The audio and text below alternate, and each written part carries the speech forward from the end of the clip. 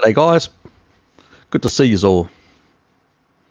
I was just setting up another schedule for this afternoon and just had to pull the curtain a bit wider to get a bit more sun in here. So yes. Has daylight savings finished in Hobart? Oh, fuck you, troll. As daylight, oh God, it's just begun. It's about bloody time as well. But you guys over there don't get any. Is it still as the sun starting to come up over the horizon for you? Yes, it's just a bit sunny, but as I always say, it's Hobart after all. What are you for, you lucky? Yeah, it's a bit on the, let's say, fresh side down here. It's not as warm.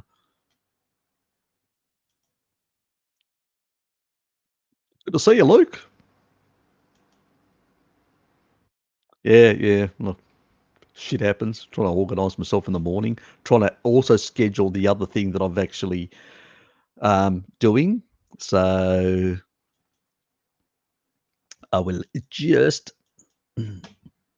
bring that up, turn myself off. So I've actually changed the banner a bit. So I've played around with it.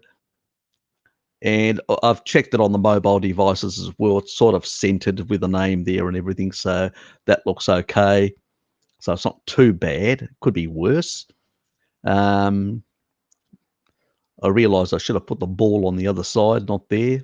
No, anyway, because the time slots will always be there, so it'll be over it. I'll have to fix that. And that's the new one this afternoon in 5.5 hours. That will be premiering. So you can ask me any questions at the time. I'll be having my second coffee for the day at that moment. So yes, so that's covering that issue. So you'll have to check that. I won't be answering a lot of questions in regards to that issue. That's a lot of people are talking about, continually friggin' talking about, and I'm sick of it. So I decided to make a video about it. Yeah, simple as that. Let's get the nonsense and the bullshit out of the way. Yep. Yeah, I need to go down the road and get one myself. Oh, coffee. Yes. I need to engage my mind. I did go late to bed last night. Probably that's the bloody reason. I was watching Sky last night, and there was Tristan from Primal Edge as well there. That other guy, I forget the ex-vegan guy, forget his name. And yeah, just watching that and a bit of amusing comedy and parodies there, and then I sort of extended that by doing this video very late at, the sort of preparations for it. This actually was done in the morning. So this morning I actually recorded this, but I had to do all the preparation last night because I'd noticed that people were talking again about this issue. And so I said, oh, fuck me, I need to basically do a video and actually, put my own stamp on this issue. Hi, Harry. Yep, g'day. How's it going? Good to see you. Yeah, look, I'm a week behind on all my emails, unfortunately, because I was very busy with both family-related issues and also with work-related issues. Now I have to take some time off next week because I've been working too many hours. So on Wednesday is when my month, and I have to basically bring my hours back and be at 10 or under hours, like over, more hours worked. We work on a flex time system, like you can take a whole day off if you've got 7 point something hours. So, and my hours are pretty high at the moment. I've already left bit earlier. Well, I tried to leave a bit earlier, but I had a few too many things to sort out on the Friday. So, yeah, just too many bloody things to deal with at the moment, on the work front and the home front.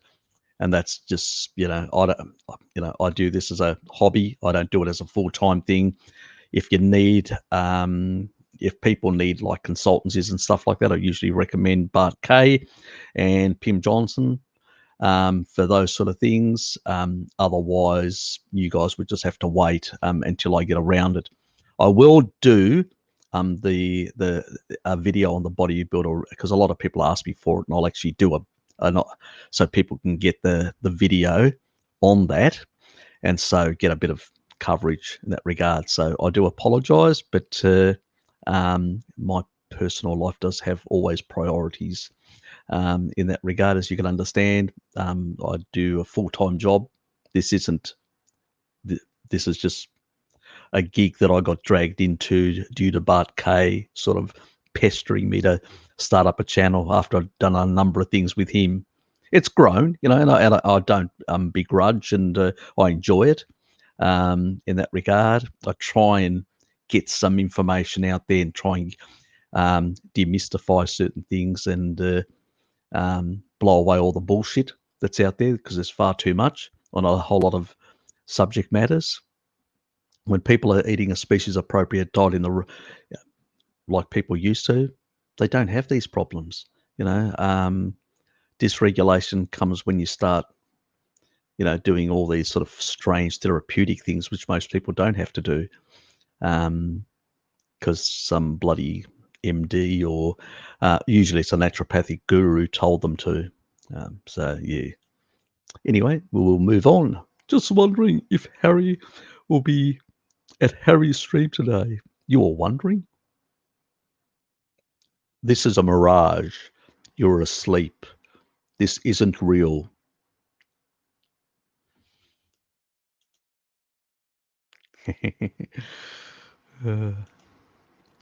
Yeah, Blinky. God, I've given both of those trolls a hammer. I'm in trouble. All of us are in trouble. We're at risk.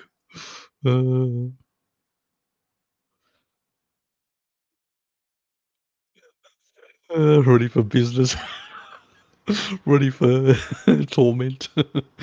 I hope I don't regret this. Yes, that's the schedule, 5.5 hours. So keep that in mind.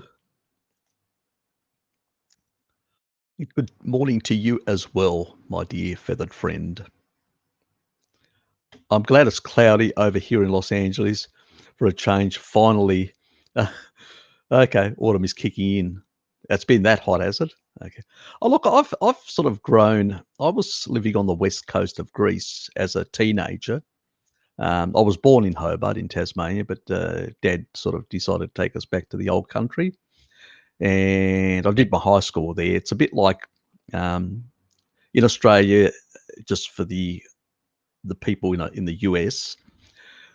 We don't do like 3 years junior high and 3 years senior high. They do it in Greece like that, and in most of Europe. But in Australia, it's 4 years, and then you do 2 years like a matriculation college and all that. So it's a bit different, our system down here. So I did the Greek version of 3 years type thing, that is over there. So rather than doing the 4-2, but when I came back, I still had to do college, which was a bit of a pain in the ass. Yes, so just shit happens in that regard. And because I hadn't completed the amount of years in Greece, because I sort of came in much earlier and didn't complete. So I had to sort of, luckily, I sort of had to do 2 years rather than sort of, just 1 year or whatever in my age bracket, which was quite bloody annoying. So just shit happens in that regard. So yes, when you move between countries, yes, blame the parents. That's what I do. But yeah, in that part of the world, it used to get up to 40 and 45 degrees. God, I had a beautiful tan on the West Coast. Absolutely. I miss that tan in Hobart. I mean, we're lucky, we may get probably 3 days or 4 days in the year that it gets in those sort of high numbers. Most of the time it's in the low, in summer, 30 odd, 32, 28. It's quite mild and pleasant, but if you're a younger person, you want to be out there and sort of sunbake and, enjoy the sun a bit. And, Hobart's definitely not it. But if you like that sort of milder weather, milder winters and milder summers, Tasmania's pretty good in that regard. We don't really get, I mean, I was going out in t-shirts in winter. We probably had about a couple of days here or there where it was really bad. And it's only now transitions between sort of the winter and spring, that transition period where we get a lot of rain and sort of a lot of wind. We had a couple of days back where we had such severe rain.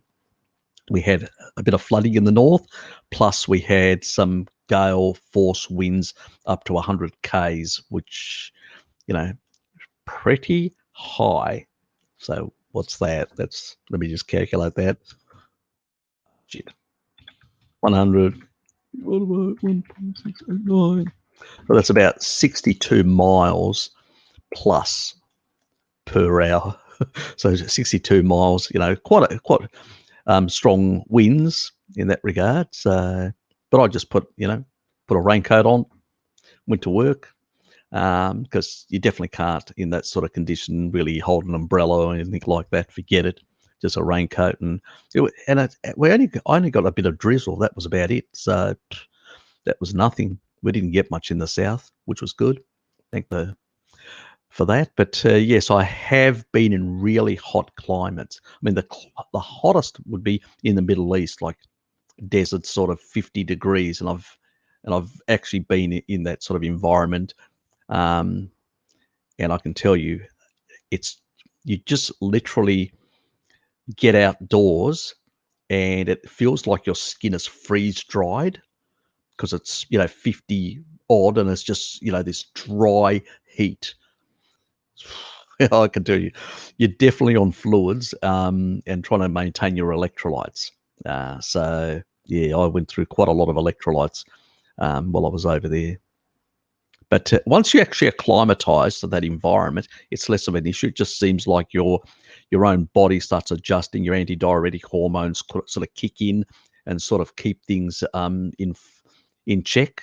It's usually that transition that happens. And if you don't get these, if you're in places around the world where you get periodic increases in temperature but not consistent, that's when you can actually get these electrolyte issues, where you can get really, because your body's just not used to that, and it all of a sudden just gets this bang in change in the circumstances. So that's usually the thing that happens in that regard. Yep. G'day, Rosaline. And I will continue. G'day, Deborah. Good to see you. I'll just cycle through these until I get to a question. Oops. G'day, Mandy.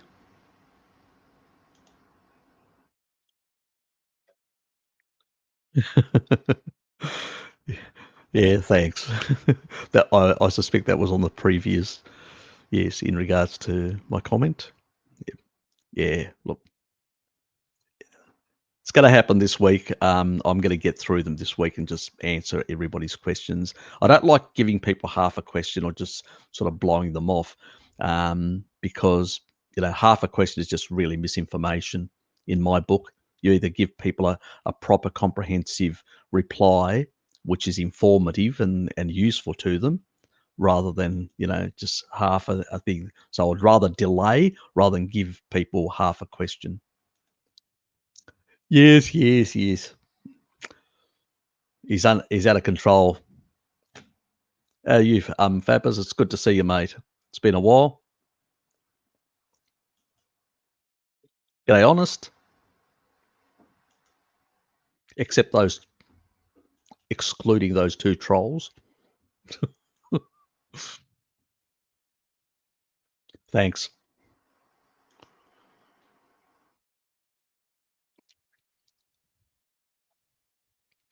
Yes, I need to try and get a bit more sleep as well. Sort of burning the candle at both ends doesn't really help, I can tell you.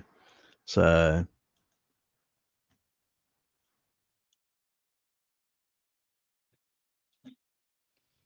we're used to waiting on this channel. That's my reply to you.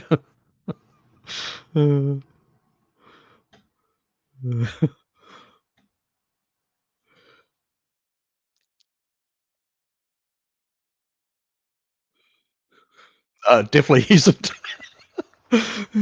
It's species inappropriate. The only difference is I do have genes that actually allow me to deal with basically the caffeine, so I can metabolize it 4 times faster. So, and it's the same pathway that alcohol used. It's probably why I was basically a piss pot when I was younger. But yeah, so it's less of an issue to me. Most people in the Middle East and in the Mediterranean, like Italians, Greeks, Arabs, Spaniards, usually have these genes.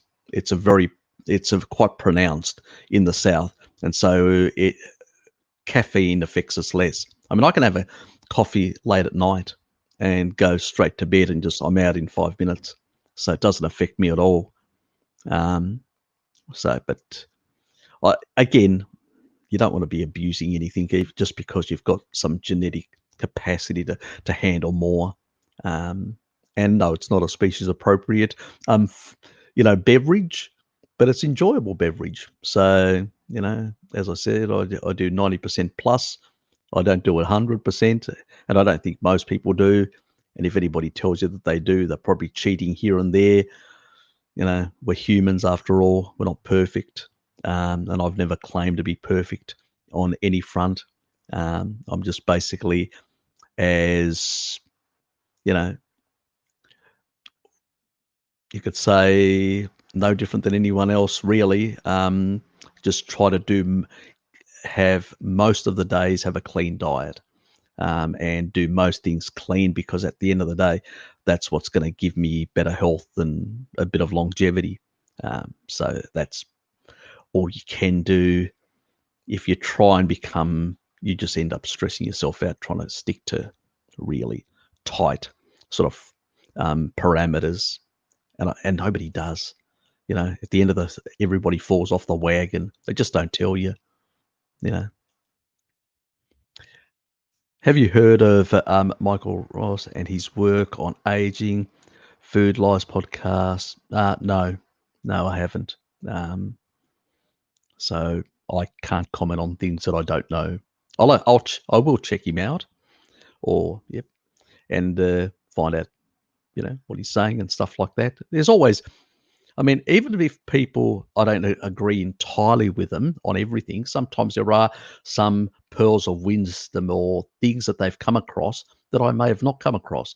And I may look at that same information and have a different appreciation because I've got other knowledge that I can bring to bear and basically sort of tie it in much better. And it might be an area where I'm going, I've always wondered about this or didn't have sufficient information here.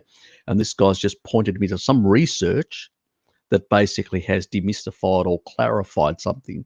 So I'm always looking for different people's opinions. I don't basically discount anything. We're still quite primitive in our knowledge and our understanding of, as I said, all we can go is on the N15 isotope analysis. All we can say is that for the majority of the Homo sapien life period of existence of 350,000 odd years, we've pretty much been highly carnivorous. We've fluctuated between super and hyper carnivory, depending on the food availability, depending on the climatic conditions of that period. And that's how those ApoE type genes on the HDL were basically modified, you know, to reduce the actual, so to not uptake through the liver faster remnant. So you wouldn't put too much sugar in, too much fat in at the same time as there was a bit of sugar in there. It was always a bit, a small amount, at those periods when people were being more super carnivore rather than hyper carnivore, because it was a bit more available, those things. And, we were tapping into those. Because at the end of the day, species in the wild will tap into all calories, because you go for periods, like days, that you don't have any food or very little food, and so you're either time restricted feeding or intermittent or fasting, because you're trying to get your next meal. And so nothing goes to waste in nature. All species try to maximize calories. I mean, we live in a different food environment now, and the addiction also comes because you take an animal, you keep on throwing it food, it'll eat it. It's a thing that we're programmed. All species in nature are programmed to seek out more calories, more food for reproductive success, for basically survival, for these things, because nature has limitations or limiting factors. We've actually circumvented that with this brain that has actually allowed us to reorganize our world in such a way where we can maximize what we can get out of it. But that wasn't the case for a very long time. And so these are sort of the important things that we need to understand. Yep. Anyway, I'll move on. I'm loving the blue spinner. You're welcome, mate. Put it to good use. Not overuse, please. G'day, Kate. Good to see you. And we will move on. G'day, Harriet. Good to see you, mate.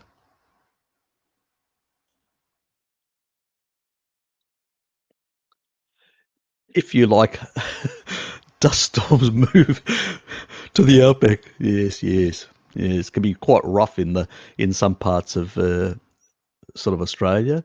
Yeah, it can be quite rough. We don't get real.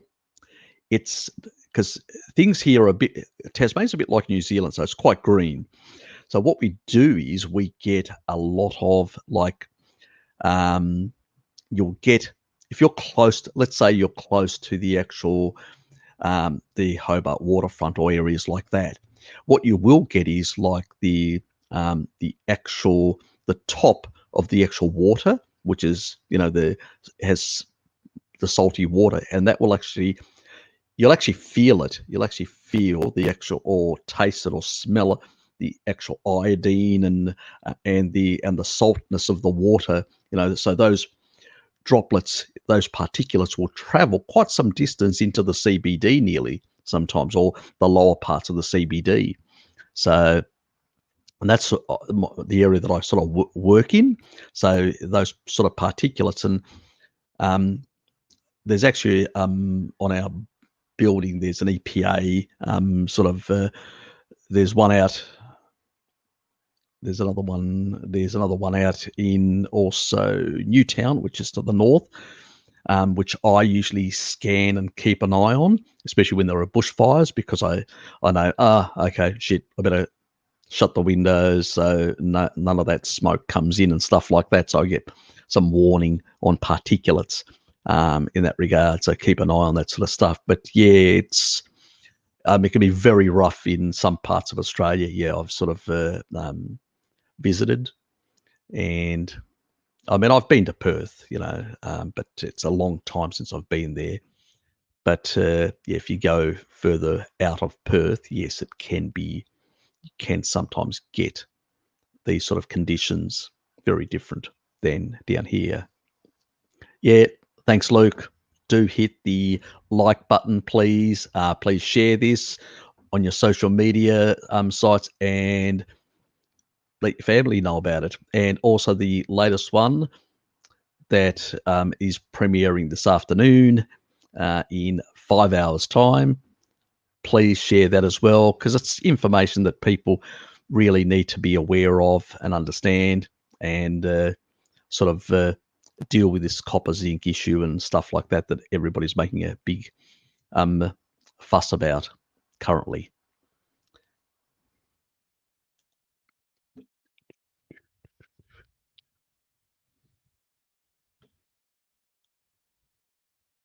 G'day, Shell. Good to see you.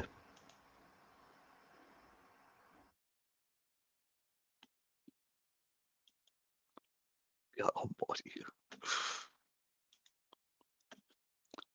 He's beside himself. G'day, Kitty. You're lurking? We need a lurker. That's okay. You know, somebody has to do the lurking. Well, only thing I'm waiting on my left elbow to heal. Silly training mistake, but it's nothing serious. Good. Yeah, just rest. It's usually just resting, not putting too much strain on it.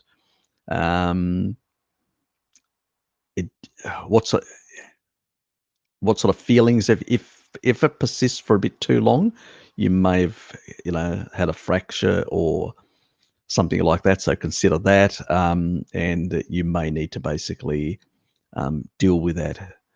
But if it's just sore muscle related more than anything else, yeah, it's just rest. Um, I sometimes should listen to my own advice, because sometimes I've injured myself lightly and I've gone and just plowed through, and not a good idea. And then I've found myself for a whole week not being able to do any exercise because I've really injured either, um, you know, it's usually a part of my legs walking. So yeah, or power walking as I do it.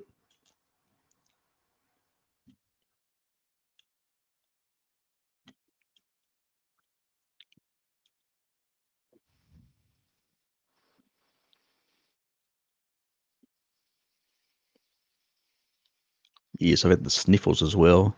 That's the problem with the spring. God, everybody in the office just sneezing and coughing, and God almighty, you can't get away from it. That's the downside of work. Yes, we sort of had little partition blocks and all that, but the new sort of refurb that they've done is all open office. So everyone is, you can see people from miles away. So anyway, it's what it is at the end of the day.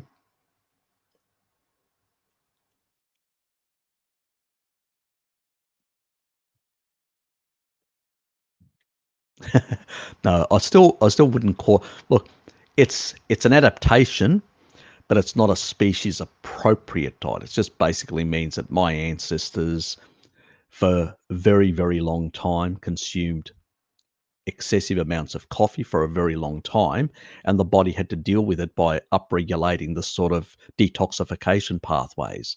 But there's an advantage to that. One, it can detox not only caffeine but also alcohol, plus those same detoxification pathways being upregulated also improve longevity.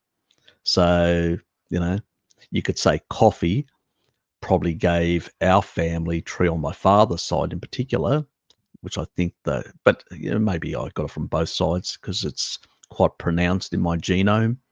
Yeah, so you could only say, thank you to your ancestors in that way for, going through. I suspect the early ones that initially started drinking coffee probably had some negative effects.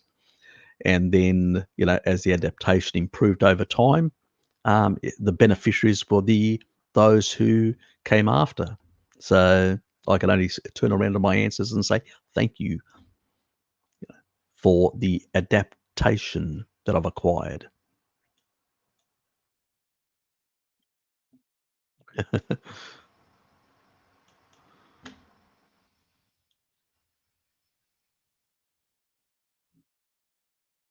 Oh, so you're another cheat with ice cream. I've actually cut back my ice cream quite a bit. So I'm not actually having any ice cream through the week, and it's only primarily on the weekend. In particular, yesterday, like my regular ritual, basically long walk, come back, have a barbecue, um, have ice cream, have coffee. And my mate has actually got a proper machine because they actually sell, that sort of stuff. They do a lot of refurb for coffee machines and stuff like that. They've got a business orientated around it. So yes, so pretty much, I know exactly what you mean when it, yeah. Try and limit it to like the weekends or stuff like that. It's really hard because if you excessively put sugar in, you will engage the Randall cycle to an extent. So it's not a good thing. Let me put it that way. But but we're humans and we do these things. Yes, not the sugar part in the ice cream. If you can make your own, actually, I mean, I've done a bit of that, but it's not easy. I wish some company out there would just make real, proper, good quality ice cream, and I wouldn't have to, bother with this sort of crap that's out there. Yes. Okay. I'm not sure what. Yeah. I mean, look, when you've got fat soluble vitamins, they do help. Um, Especially with eye infections and stuff like that. But it depends on what sort of eye infection it is at the same time. That can vary. So if you get drops and stuff like that, it can clear it out. Um, but if it's a bit persistent, I'll look into it a bit. Just send me an email and I'll try and get some info for you.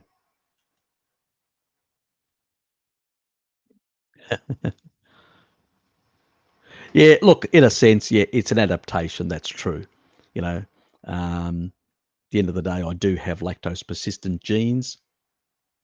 It is what it is in that regard, and most of, in a sense, yes, it's cream mostly and stuff like that. I don't buy poor shit quality stuff, so I make sure that I read the labels, and it's just ice cream. It doesn't have the sort of, yeah, it is more expensive, the sort of ice cream that I get, because it's primarily made of cream and milk products and stuff like that, rather than basically, a lot of the ice creams out there are really not really ice creams. They've got seed oils, toxic seed oils, and a whole lot of other things that shouldn't be there.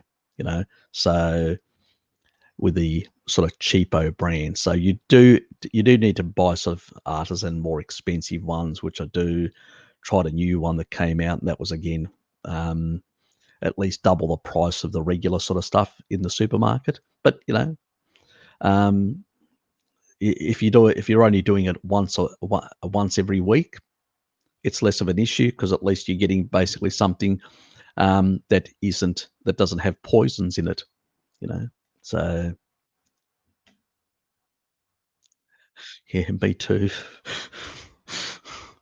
Be honest, me bloody too. I did notice Sky. Good to see you, Sky.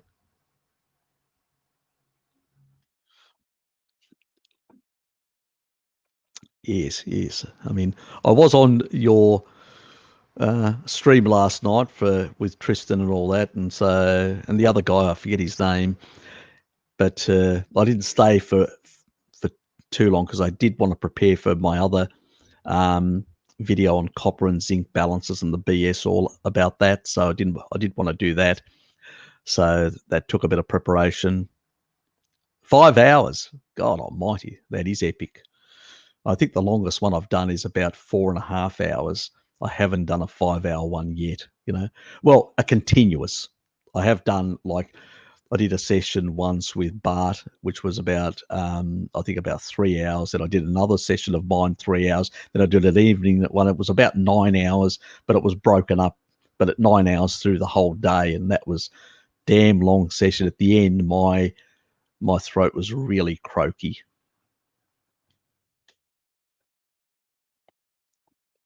Okay.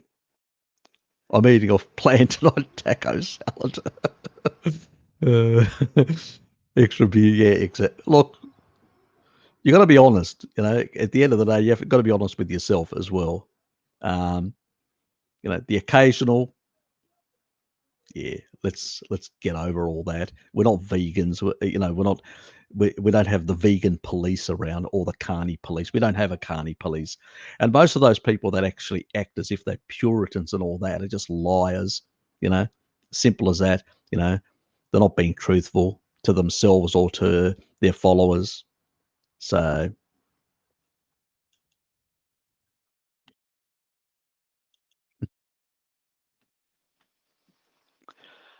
this one actually had, what did it have? It had macadamia in it as the nut. So that's why I picked it, because it's less of a problem compared to the other sort of nuts. And um, what was the other thing? It was a sort of a caramel type thing. Interesting. Anyway, I'm going to try the vanilla one next week, which has less sort of slightly less sugar. So we'll give that a try. It was because I do buy it, and we go halves with my mate, and I have to consider him as well. So in that regard, and I know he does have a sweet tooth, so I sort of get dragged into it. That's my justification. It's not a good. It's not you know a proper justification, but it's just the way it is. Okay. Yeah. Look, I use Murray River flakes as well. So yeah, it could have been. Could have been. There's a potential. I mean, as I said, people in the past consumed a lot of, water from rivers that were low deuterium water on the one hand in those streams. It's just basically as the weather, as the carbon has gone up, so has the deuterium in the water. That's the only reason. But before that, it was much lower. So, you know, in that regard, there's that sort of difference. But I usually say to people that you need to basically keep in mind we live in a refrigeration era. Prior to refrigeration, people used a lot of salt to basically preserve things, and that's why nobody had electrolyte issues, because they didn't fear salt. Two, they consumed more meat with salt, and I provided on the poofer nonsense and all that about cured meats and how they are more protective than just the standard meat for the colon. So remember the experiment, the rat experiment with just bacon, so cured bacon. So basically, humans and all animals in nature seek out salt, and some can manage the salt in different ways. We can manage it if we properly use salt, and then we don't overconsume water. We end up basically managing our antidiuretic hormones, and when we hydrate with sufficient fat, which is very important, because high deuterium sugars always dehydrate. I've explained that before. When you're around about the 150 parts per million, you will basically produce about 0.44% water out of the content. So you will lose 56% intracellular. So, but with fat, you actually get an additional 10%. So for every sort of gram, you get 1.1 mil of metabolic water, which is clean and won't do any damage to the nanomotors. It's deuterium depleted. So, which is really important to have that quality of water that comes in that basically protects your cellular function, energy production. which is really important. So do not fear salt. I've been saying to you guys, if you remember, I showed you last time how much our diet, if you eat species appropriate foods, you'll get more than enough of these electrolytes for the loss. So, I will do a specific video on that. You can go back to viewing my old videos, live streams, knock yourself out and you'll get a lot of those pearls of wisdom. But yes, Murray River salt is really nice. I do enjoy it. I get that and this one here as well, which is the lake salt from Western Australia. Yep. So this is really good stuff. So I get this, and this I basically I use it on my. I love using it on my steaks, just because it's coarse and just grinding it and just packing it in when I do my sort of New Yorker type steak. So really enjoy that. And then for other things like the water, I don't use it. I don't use this sort of lake salt. I actually use the Murray River salt. Why? Because it's got a sweetness to it. It's got a different combination of minerals, sort of trace minerals. So it actually has a sweetness to it. It's a really nice, and it's really, I mean, you can put on your tongue and it just melts. It's really nice. If nobody's ever tried it, they should. Sort of Murray River. This is also from Western Australia as well. Bloody hell, the fucking Westies have everything over there. Don't close the borders on us. Keep on sending you good stuff. That's you, mate. Yes, like exactly. And Helen, Helen is right. It basically when you have sufficient salt in your diet, you don't get any of these things. You don't get heart palpitations. You don't get, I mean, I showed you last time my, heart rate and stuff like that. You don't get any of this sort of stuff. Why? Because you're keeping everything in. You're losing 120 micrograms. Remember, I said of basically of magnesium. But all the foods, that I actually showed, all the animal foods, they put it back even more. I was getting about 200 and something. So, which basically means getting that extra, my body's going to go, okay, we're only losing the minimum amount. You're giving me double the amount. So I'm going to urinate and excrete the remainder. I just need this. This is what the problem with people, they go and buy these expensive supplements. They fear salt and they're constantly losing, they're drinking too much water and constantly losing basically electrolytes and wondering what the fuck's going on. Well, if you're basically mismanaging your, these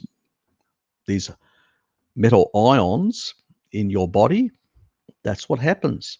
You get into these sort of situations. So, and I usually use my salt in a dry form primarily. So I will pack it on my steak and have it. And that's how I do it. No different than people used to preserve meat by packing on, or fish packing on salt, and that's what I do. So I put plenty of it, cook it, eat it, and so I'm not having to basically continually jug down heaps of salt water and stuff like that. I have a bit here and there salt water, but I prefer, if I'm going to have salt water, I prefer to have the Murray River stuff because it's just so damn nice in that regard. I can tell you, if you ever tried, I should bring it up.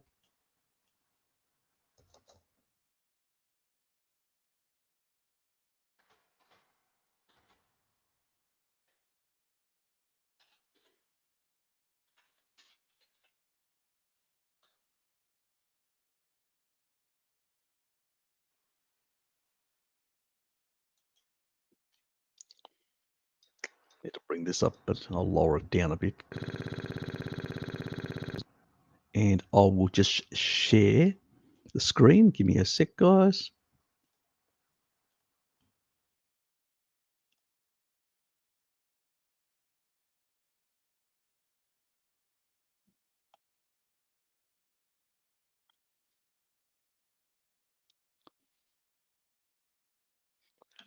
So that's the sort of, I actually get it in the actual the boxed form. Oops. Product range.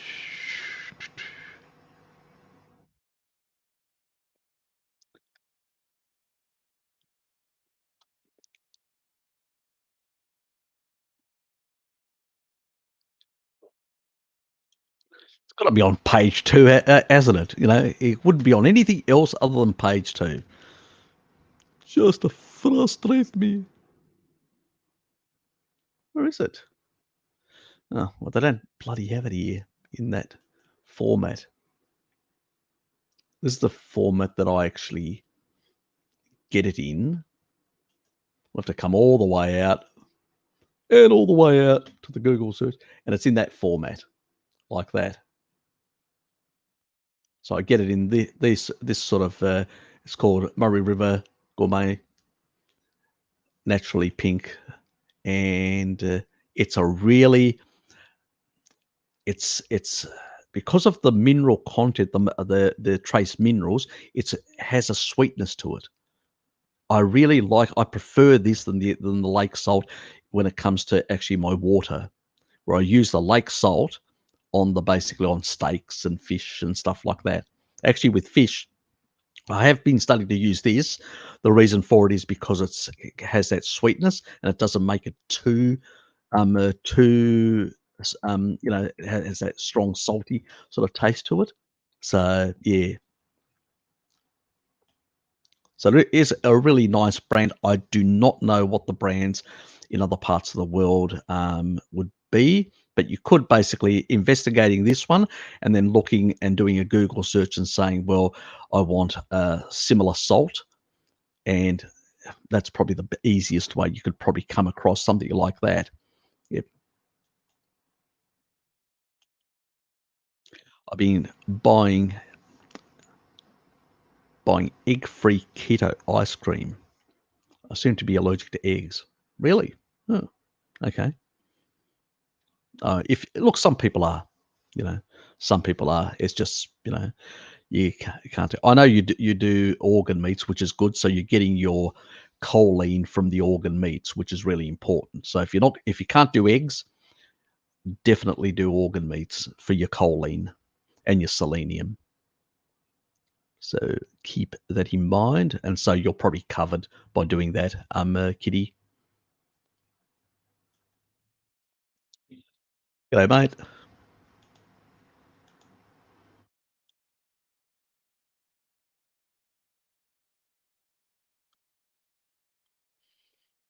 Don't know what all that is about.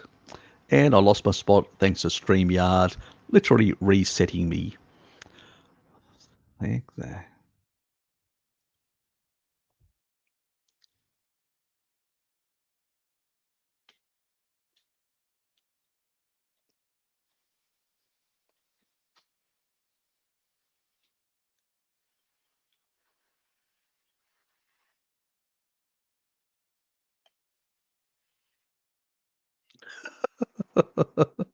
uh, nice one, Bird Brain. I'll have to share that.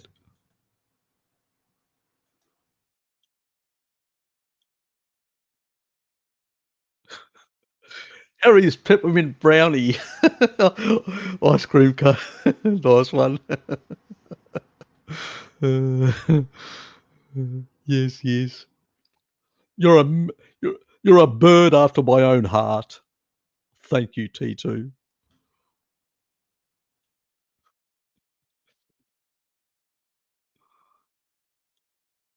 Well, back to the regular show. Are the other bodybuilding videos already done, or are they works in progress? Works in progress. I've got all the details, like what I I do them out on a basically on a notepad like text file, and I'll just actually do all my little notes, and then and my links, my any links that I need or stuff like that. And then when I get around doing it, I've got all my research done. I just basically have to do the actual presentation, so to speak. But yes, that's how it works. I mean, if you take a look, let me just get rid of this.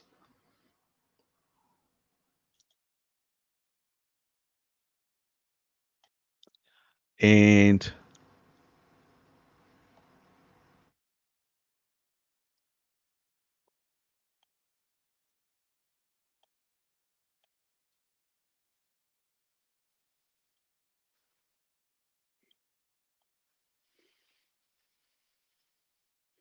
let me just share that.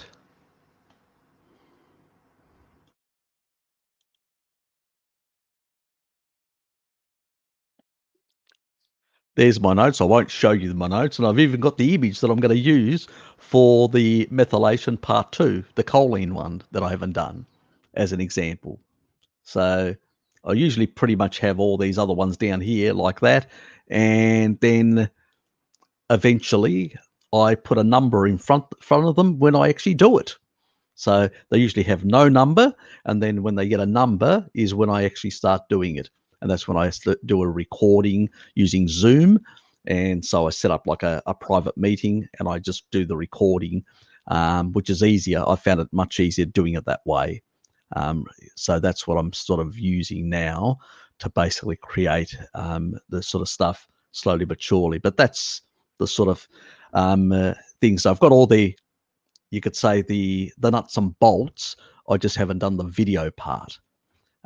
So I'm trying to get more done. It is hard when you actually have a full-time job and a family life, to basically just I mean, takes time. So, and as I said, this is not a full-time gig for me. It's basically it's a voluntary type thing that I do for the community. And so, yeah,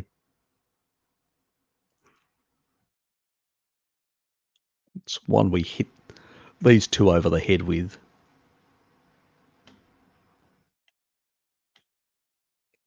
Is he now? Monkey wrench.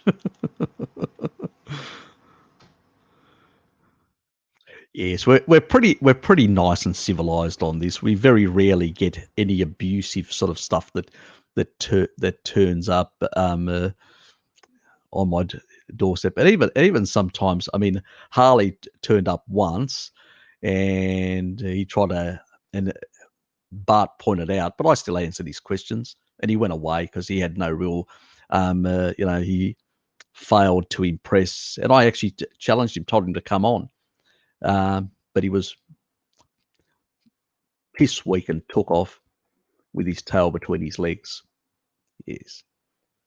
The difference is, you know, they know what I'm like, and I'll just go after them. I won't take any of their bullshit. I mean, Bart sometimes is a bit too held back, and he's a bit, because people like that, they've got their own little agendas, and they do all these little things and all that. I like how Tristan deals with Isaac, dude, pause, mute, fuck you, I like that, because basically he's a cockwomble and needs to be treated as a cockwomble.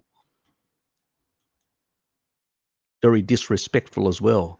Still probably living out of his mother's basement, playing with himself. Yes, and telling himself it's a relativistic play. Fucking weird. He's a weird individual. Feels like I almost snapped something. Ugh, God. Joint-related pain. It was due to exercise that required straight arm stretches. You got to be very careful about exercises that are unnatural, overdoing stuff. A lot of the stuff in the bodybuilding sort of world are very isolated sort of activities and stuff like that. And you've got to be very careful with some of that sort of stuff. I know some of the old bodybuilders also used to use like um, they would sit down and they would have like a wooden sort of plank to basically, rest properly and stuff like that. Um, they did a number of different things. The other important thing is just when a lot of people don't realize when you're actually you're lifting some weights. A lot of people just lift them then just drop. That's not a good thing.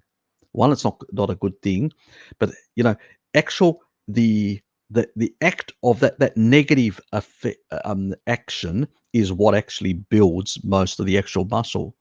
It's like well over 60 odd percent. So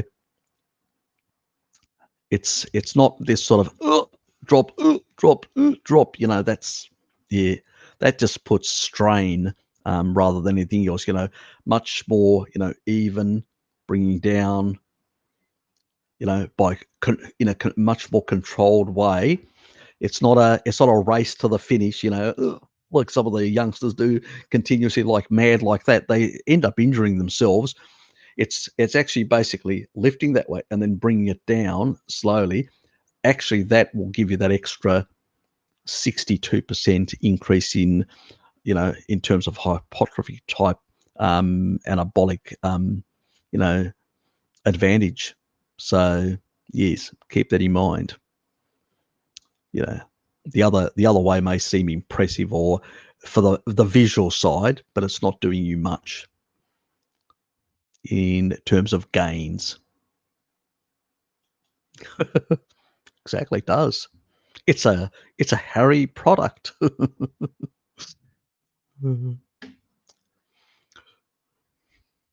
He would say that as my promoter. He gets a few seeds for that. We need to basically, but my dear feathered friend, we do need to actually tell the people that you basically do get a bit of benefit in terms of bird seed. So so we need to covered magnum. Got to be careful with those magnums. Some of those magnums have actually got seed oils in them. Those ice creams. So be careful. Read your labels. Especially in Australia, they do have seed oils in them. So keep that in mind. It's funny. I mean, you can get the same company putting out a number of different varieties of ice cream, and some of their ice creams don't have seed oils and some do. For what reason? It may combine better with certain things because, remember they're putting a whole lot of other chemicals in there and stuff like that, flavors, preservatives, and whatever else. Yeah. So, and remember, all those sort of flavors and all that do tax your methylation pathways as well. So make sure you're getting a bit of extra sulfur as well, because those type of compounds that are in processed foods do tax both those things.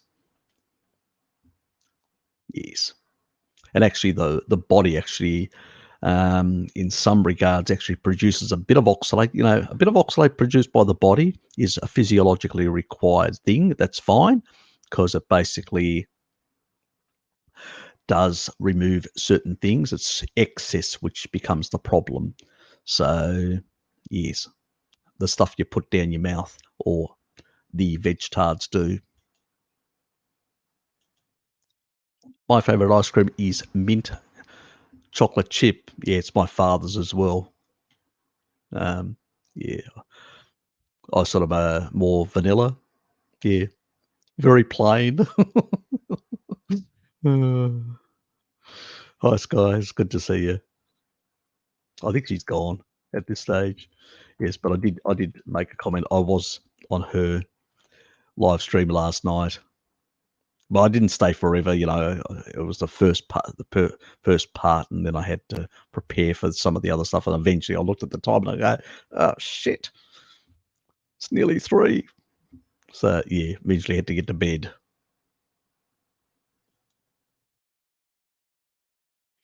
I was being a bad boy, staying up too late.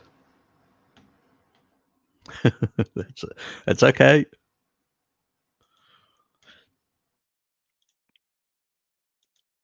And my vitamin D is 76.3, and my total cholesterol has gone up. That's fine. Good. High cholesterol is better health. The only time it should go down is when you've got some sort of virus, some sort of pathogen that's in your system and it's being used by your immune system. And that's when it drops.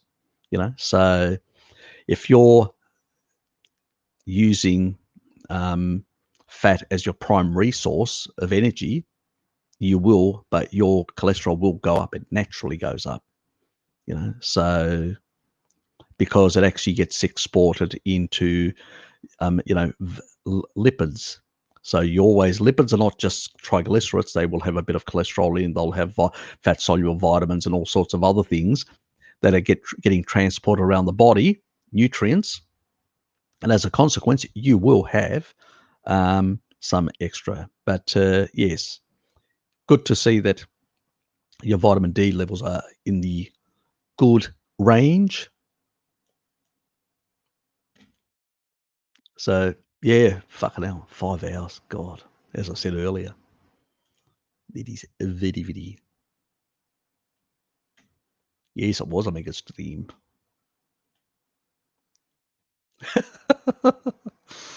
Don't get me started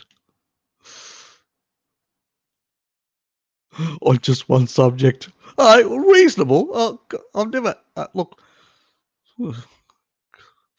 5 hours. I've never done 5 hours on one subject. Be honest. Need to get shorter. Give you a good spanking. None of us are. None of us definitely are. Exactly. They need to. They're probably not getting enough. That's their problem.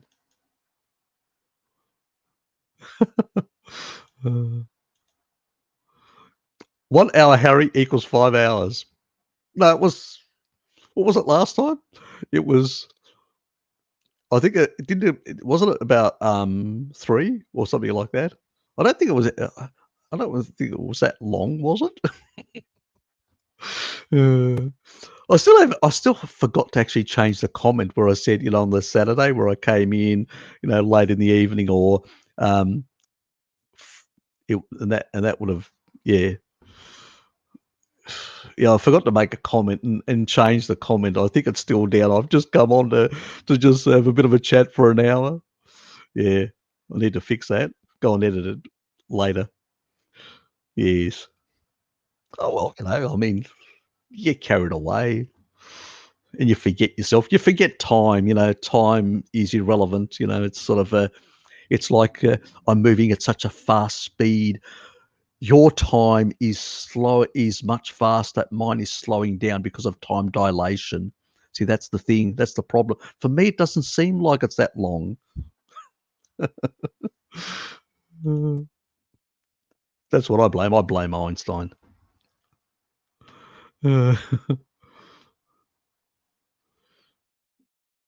Uh, yes, gotta say, especially when I've had a few drinks, I can hug a pillow for a long time.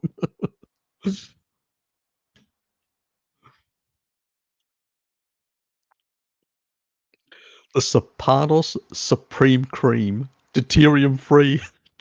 Taste the difference. Feel the difference. Thanks, mate. You guys are so humorous today. Good to see.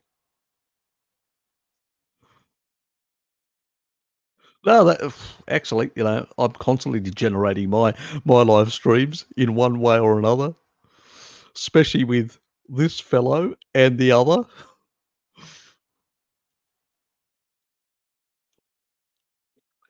Would harvesting and consuming raw aloe vera gel every day harm me eventually? No idea. There is no science to basically tell us in any way what the maximum tolerance or what it would have on your body long term.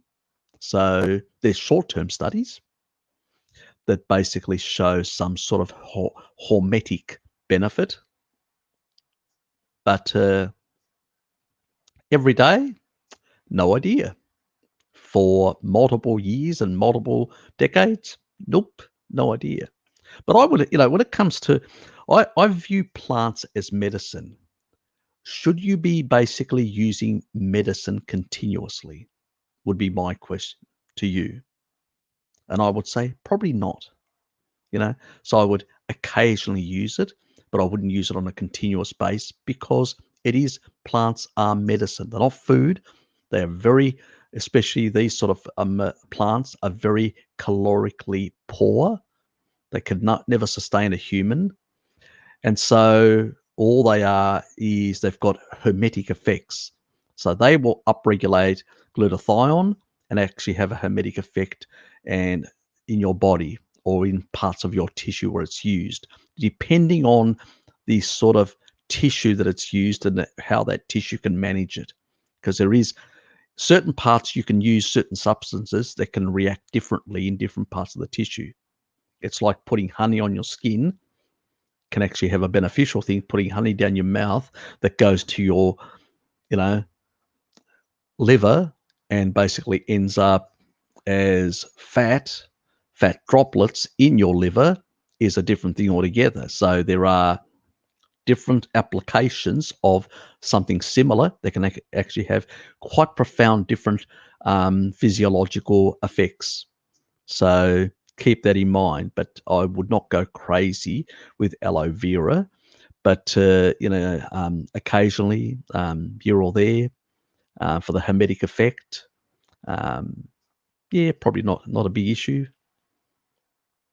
And when you mean consuming I suspect a gel, you're probably using it on your skin, probably less of an issue. But still, I have known people that have used sort of medicinal herbs for a very long time, and they've ended up with rashes or certain effects. There is, a certain point where you use overusing something, and you could have a negative effect. I try to get my hormesis from a bit of fasting or time restricted feeding to be more particular. I don't do really long fasts. Um, I think that they have their role for like resetting your immune system, like a 80-hour fast to reset my immune system, or sort of to deal with some specific ailments or whatever. But continuously chronic fasting, not a good idea in terms of your muscle mass and your metabolic rate long term. But time restricted feeding, when you feed and you put in more than enough, and we're talking about, a lot of people out there are saying 1.5 grams per kilo body weight. I would say that for women. I would say for men more, like 1.76.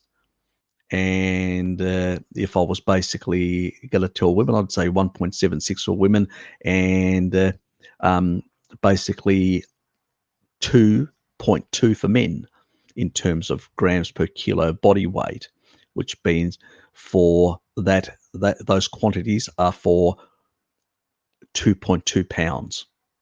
So you will have to, so for a pound, that would be basically 1 for a pound, and for women it would be 0.8. We're talking in terms of pounds, which is always 80% of that of men, which is what I've been saying for some time. Anyway, we will move along. G'day, Bo. Good to see you. Hope you're liking some of my shorter clips Well, the other one was about 40 minutes, but anyway, this one's shorter. It's within the 25 limit, the one that's going to be today. So I'm trying to keep those. And even Bart said that you'll get more clicks that way. So I'm trying to get those into more manageable size and trying to control my talking. So yes, I mean, at the end of the day, you do want more people to view it and more people to click on it.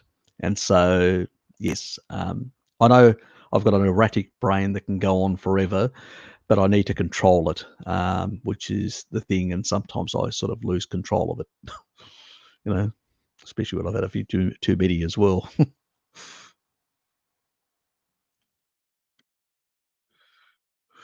God almighty.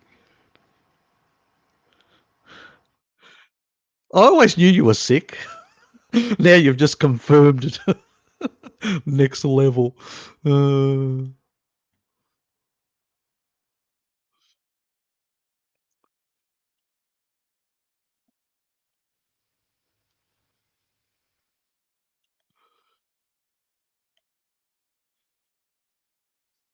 And we'll move along, we'll move along, move along. Nobody's reacted to Blinky after that comment.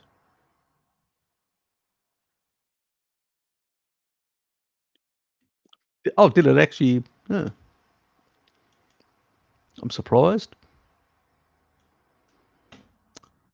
I just checked. I don't have my VPN turned on, so it can't be that because I know sometimes with my VPN, my upload gets so, and I've got a fast speed connection, 50 megabit type connection, so I shouldn't be having any problems. That's why I updated it for that reason. So, because my previous plan, so cost me an additional $10 a month for you guys to get good streaming. So, yeah, so the glitch can be from StreamYards from their end. And it has happened. Bart's had issues as well, and a few other people that have complained about issues in regards to some of their stuff. But yes.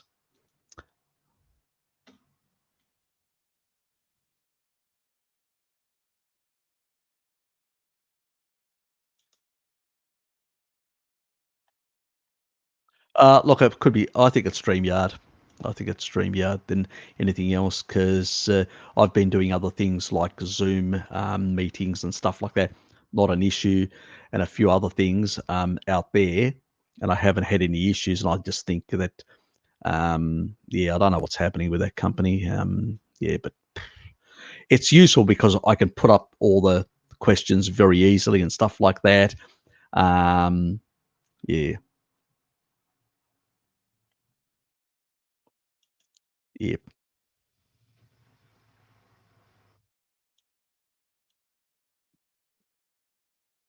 Yeah, I would say it is StreamYard.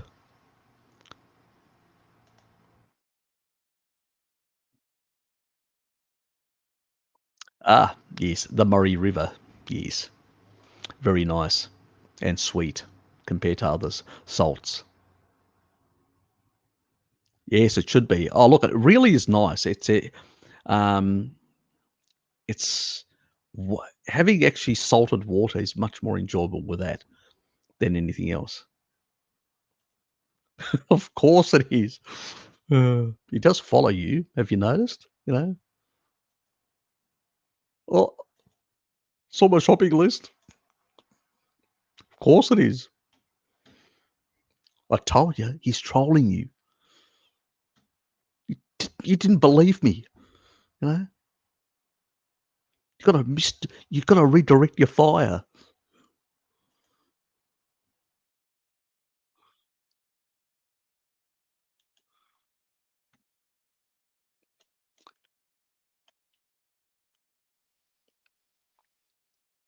You could send me some. I wouldn't be receiving anything from that troll. You probably put something in there to affect your feathers. They'd probably drop out. Uh, yeah, exactly. It costs shitloads to actually Yeah, it's much easier. Look, most in Australia, it's mostly IGA stores. If you go to an IGA store, you will find it. So you just have to. I think if you call the company, they will tell you in your locality which IGA store sells it. So that's all you have to do. Contact them or email them, and they will email you back the exact store that actually sells it and where you can get it in your locality. So that's all you need to do. Um, for you,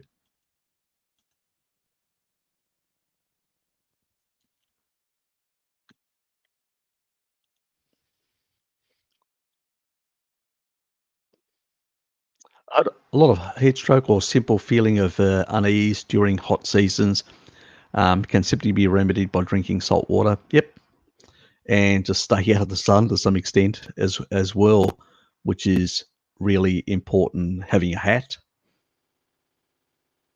something that I don't do. Even my mate said, "What because he basically was giving me a hard time yesterday because he wears a beanie um, continuously, and I've never I don't like wearing. It's not something that I'm really being used to. As a consequence, because I do have those genes that basically with too much, and I've been going out far more than I usually in the past. My hair was a bit darker because I was in the office. Now that I'm outdoors continuously, I've because I've got those photosensitive genes. I do actually go lighter. So, but I don't give a shit. I mean, it's not as bad as my mother that went light at 30, and my other cousins that are in their mid 30s. So, so I'm still holding off from all my other relatives in that regard. So I'm not doing too bad. I think the diet's probably helping, but I mean, genetics are genetics. It's a bit hard to fight them. But yeah, he said, "Why don't you wear a hat to reduce it?" I'm going, "Oh God, give us a break."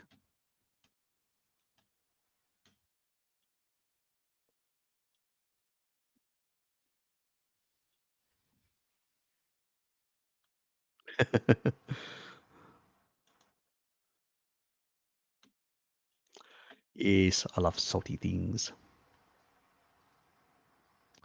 No idea. You can buy Murray River salt in the US. Ah, okay. Is also very good from the UK. Okay. I didn't know that, Deborah. Good. Good to know. There you go, guys. You can buy it in the US. So you just have a website as well. So if you were to Google Murray River salt, and then put in their US, it'll probably come up which stores or have it. So there you go. Good to know. If I go on holidays there, once the lockdowns and all these sort of stop, then I could basically check that I know where to get my salt.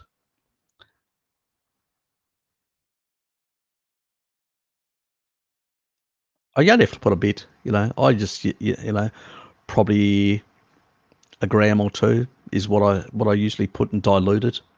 I don't drink. I drink water based on thirst. I don't drink. I'm not sitting there continuously drinking water. I probably get more of my fluids from milk and from cream milk and things like that rather than just plain water. Especially now that it's still on the cooler side. In the summer, I do hydrate more and I do use a bit more salt. Where in winter, because now it's winter, sort of autumn, our temperature's still pretty low. You don't really sweat. You don't really lose a lot of electrolytes, and so um, I hardly do any, beyond the food that I basically pack on the salt. I don't really do much salted water in this period. It's only when it becomes very warm and and you're losing fluids, and it's usually I would look at, because remember, you're not eating a diet, I would hope not, a processed processed food. So you have to get it from from food itself. So if you're, there's a bit of sodium in all foods, in all animal foods. And if you're eating a mixed amount of animal foods, you're probably getting at least around a gram, approximately. And then at that stage, you would, probably need another 4 grams. So I would say, you would add 2 grams to food and 2 grams to the water, whatever the quantity is. And that's really, as long as you're getting around 5 to 6 grams a day of stuff like that, and then let's say you've got a few cured meats and stuff like that, you're probably getting a few grams from there as well. You may get around the 10 in terms of salt, and that will get you around the about 5 in terms of sodium. That's the sort of considered the sweet spot in some regards. So yeah, I would probably put, because I usually will, when it comes to salt, I usually in my foods, I probably get about like what I call dry salt. I probably get about 8 grams, probably a gram from the actual, and about 7 grams, 6 to 7 grams that I actually sprinkle onto my foods. That's through the whole day. So in water, I probably only need to put about 2 grams, in that regard. And so then I don't really care whether I drink all the water or I don't drink all the water, because it's irrelevant. I've got most of it from eating in my food. So that's how I sort of do it. I salt my eggs quite a bit. I salt my foods quite a bit, whatever they are. So I get it in a dry form. I prefer getting salt dry, in a dry form, and then not worrying about how much water, salted water I have to drink. So it's, and even if I don't put salt in the water, it doesn't really bother me, because I've already got, and if I'm going to put any salt, it's going to be the Murray River style, because it's nice. It's really has a sweetness to it because of the minerals, the trace minerals. And so that's how I do it. But that's me. Everybody's going to do it slightly different. Some people have one big meal. They don't have 2 meals like I do, which basically can vary but I would say the easiest way would be to say, okay, you're going to get at least 1 gram from the food. Literally get a weight and work out what 9 grams looks like. And then use that, put it in a little bowl. This is what I did. Put it in a little bowl and then sprinkle it on your food and all that, and see what's left over, and put that in the water. And you will learn how to sort of, without having to measure everything every single bloody day, you'll be able to work out, you'll end up with an instinctive feeling of how much you need to use. Is sort of the easiest way to explain it for you, in that regard. I hope that makes sense. And that's sort of, how to do it. Don't overcomplicate it is the whole thing. Because if you're sitting there panicking or worrying, am I getting enough and all that, and that's on, and I would say, because you're not losing, if you're not consuming a lot of water, you'll have your antidiuretic hormones upregulated, and so you'll probably have less loss. So in winter, you probably can do fine with about 8 grams of sodium. Spring and autumn, 10, and in summer probably 12 or maybe 13. Depending on what the losses are, what your physical activities are, and stuff like that. So that's the sort of the way I would gauge it. You can't do it continuously the same way for the whole year, and it depends which part of the world you're at as well. Is it really hot or is it really cold?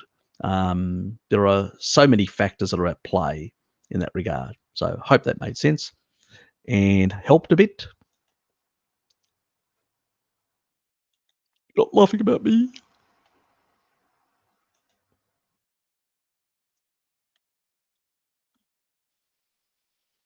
Finally gets to it. Did I? Oh, good. Whatever it was. StreamYard resets. To say their name, free advertising. Yeah, exactly. Yeah, exactly. Free advertising. Well, they got the logo up there. I can't get rid of that. I can't put my own there because it's free. You know, you get so many hours in the week, and that's basically it. You know, so you basically have to put up with their stuff. Simple as that.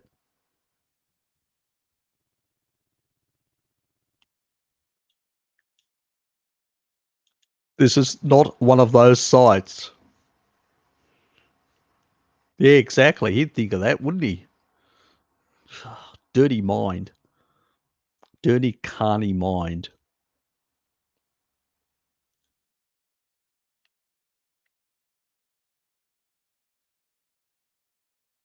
Actually, Luke's got another attachment there. I just know. I'm losing. I'm losing my touch. Okay, let's share. Let's share.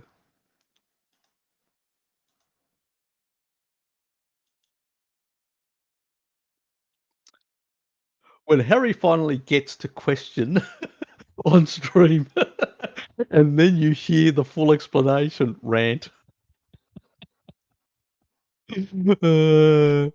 Well, you will hear it in my lifetime and beyond my lifetime. Nice one, mate. Nice one. God. You're picking up too many bad habits from these two. Do you realise that, Luke? Uh,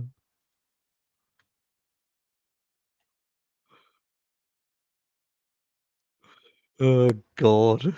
Care of a nurse. I know where that's going. Nurse trouble. Double trouble. Oh, God. Mischievous, both of them.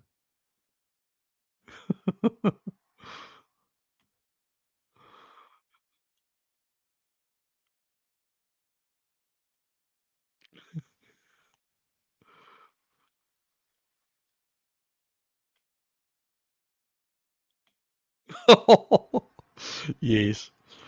I knew you'd put that last one there, Shell. When it comes to T1, I'd say the last one, not regular.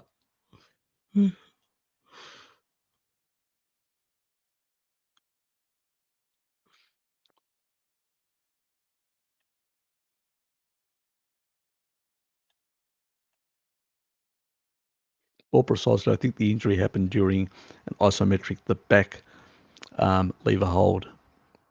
Don't do those. Those ones behind, yeah. Even some of the top guys in the business say they cause too many injuries. Not a good thing, you know. So not required. Humans didn't do this. They move things with all their muscle groups, with their hands and feet in front of them.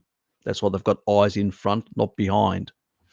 You know, so yeah, we do too many, you know, it's all bravado type things. You know, look, I did shit like that when I was young, a very long time ago. We're talking about now, what is it? Well over 30 years. So, yes. Actually, more. What am I saying? God, fuck. I was 15 at the time. So, God, it's near 39 and nearly 4 decades ago. It is a very long time ago. Yes. Before I was in that teenager years doing that sort of stuff. Also playing midfield soccer.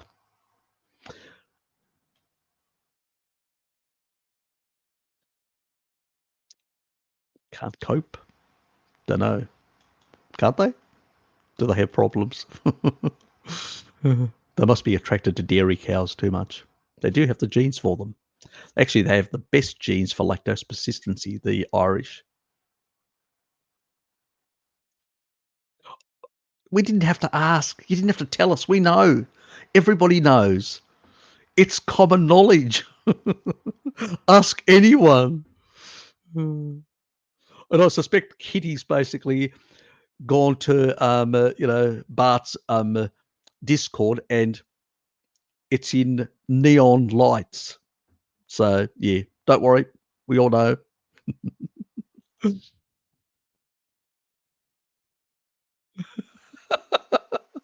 Uh, hey, look, you got some support there. Uh, you need the whip. Need the whip. Show us the whip show.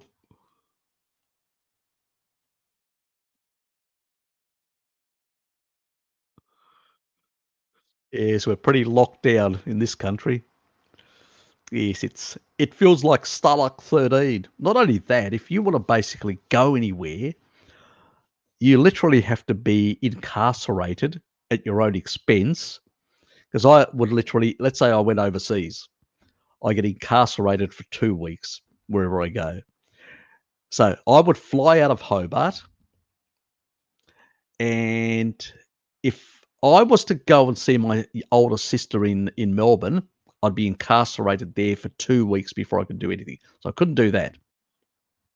Then, when I fly out of the country, I'll be incarcerated probably in some country for 2 weeks, potentially. Then, if I fly back in to Melbourne, because Melbourne or Sydney are the main international airports that we've got. Perth is another one. But unfortunately, we don't have any flights directly from Perth to Hobart at this stage, which is unfortunate because I could go that way. Um, you would basically come back to Melbourne or Sydney and be incarcerated in a hotel for 2 weeks, at your own expense, might I add. And those guys are basically, because government is no longer paying the bill, they're jacking up the prices. These guys, yeah, yeah, supply and demand. Yeah, exactly. You're forced so they can jack up their price. And when you basically get to Hobart, you have to do the same thing again. So, because you've come from Melbourne. Where have you come from? Oh, I just came from Melbourne. Oh, you need to quarantine again. This is what I'm saying. It's just, it would be prohibitively expensive to go overseas at this point in time. So, yeah, not happy. I usually, because I don't take, even in winter, I don't take vitamin D because I don't have to. I go to the tropics, and I'm, for there for a month, and I'm out in the sun continuously, and I've beefed up my vitamin D levels. My vitamin D levels are always good from naturally getting it from the sun all year round. But this year I've been forced to use, and I don't like using. I mean, look, they've got their place. Um, there's some anecdotal evidence of potential issues of overuse over a number of years, but as a short-term thing, and as long as it's not one of those with seed oils in it and stuff like that, and you get one with either olive oil or MCT, and it's been a bit of a better brand, and that's always the problem and all that. Um, I mean, the ultimate thing is if you can get it intravenously, or get it in the active form. But there are a couple of brands that are very expensive. And I'm going, do I want to spend that sort of money? And I go, nah, I'm only doing it this year, so that's the only reason. And you can get the active form, but it's a bit more pricey. So yeah, so basically, I mean, there are circumstances where people need to get it. One, because they are in a colder climate, and then they've got some malabsorption issues, and it's useful for those people. But yeah, yes, but it would be a problematic for me to move around and stuff like that. And yeah, a bit annoyed that I feel like I'm caged in Hobart. I can't go anywhere. I do enjoy traveling.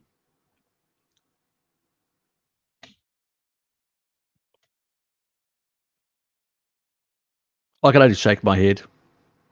I can only shake my head. You know, the mind boggles, and it doesn't take me long to get to the gutter anyway. So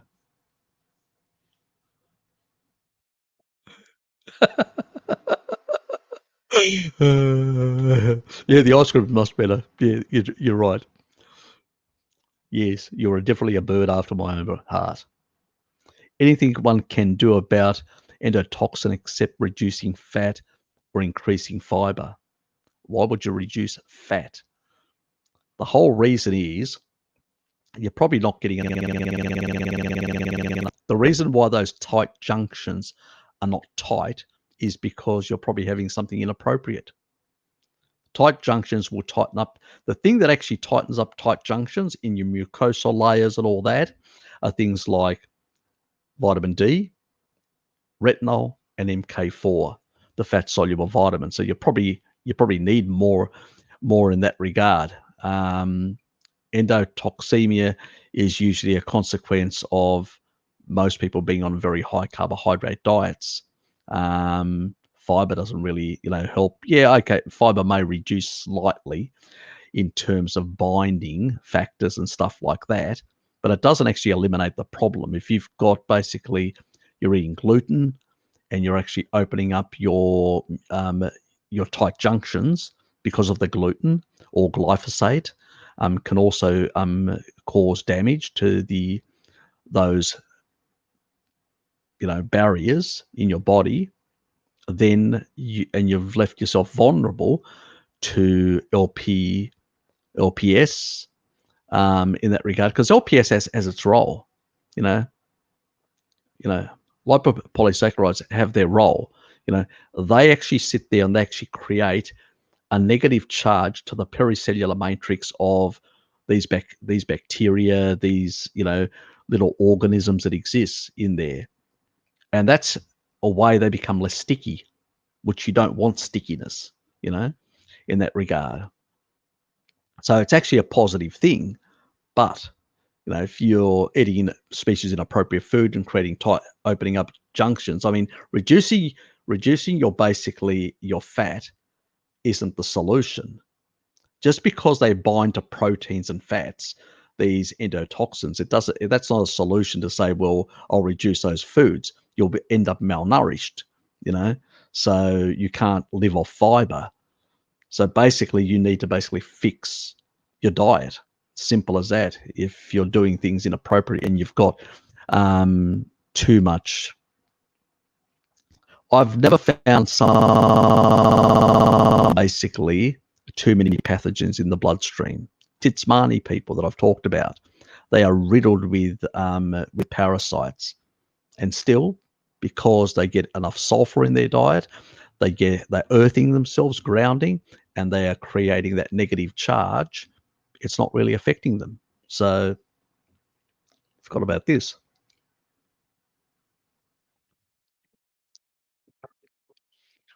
So I would say it's less of a problem if you sort those things out. If you're getting good nutrition, you'll basically you'll get more DAO. You could probably use a DAO supplement as a short-term solution. Get a DAO supplement, fix, get some more fat soluble vitamins, probably get a good quality cod liver oil like the one that I actually Rosetta one, and combine that and get a bit of organ meats in there and all that, just to fix those tight junctions. And once you fix those, it's less of an issue. So it's usually when you've been on an inappropriate diet for a very long time and you've got those issues, that it's not because of either fat or animal proteins or anything like that. We've been eating that for donkey's years, Sam.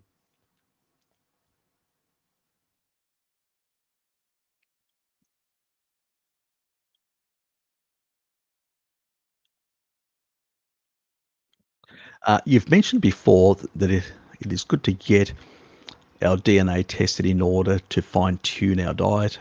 Any suggestions on the best place? I don't recommend any company The reason why I don't recommend any companies because I just don't recommend. Um,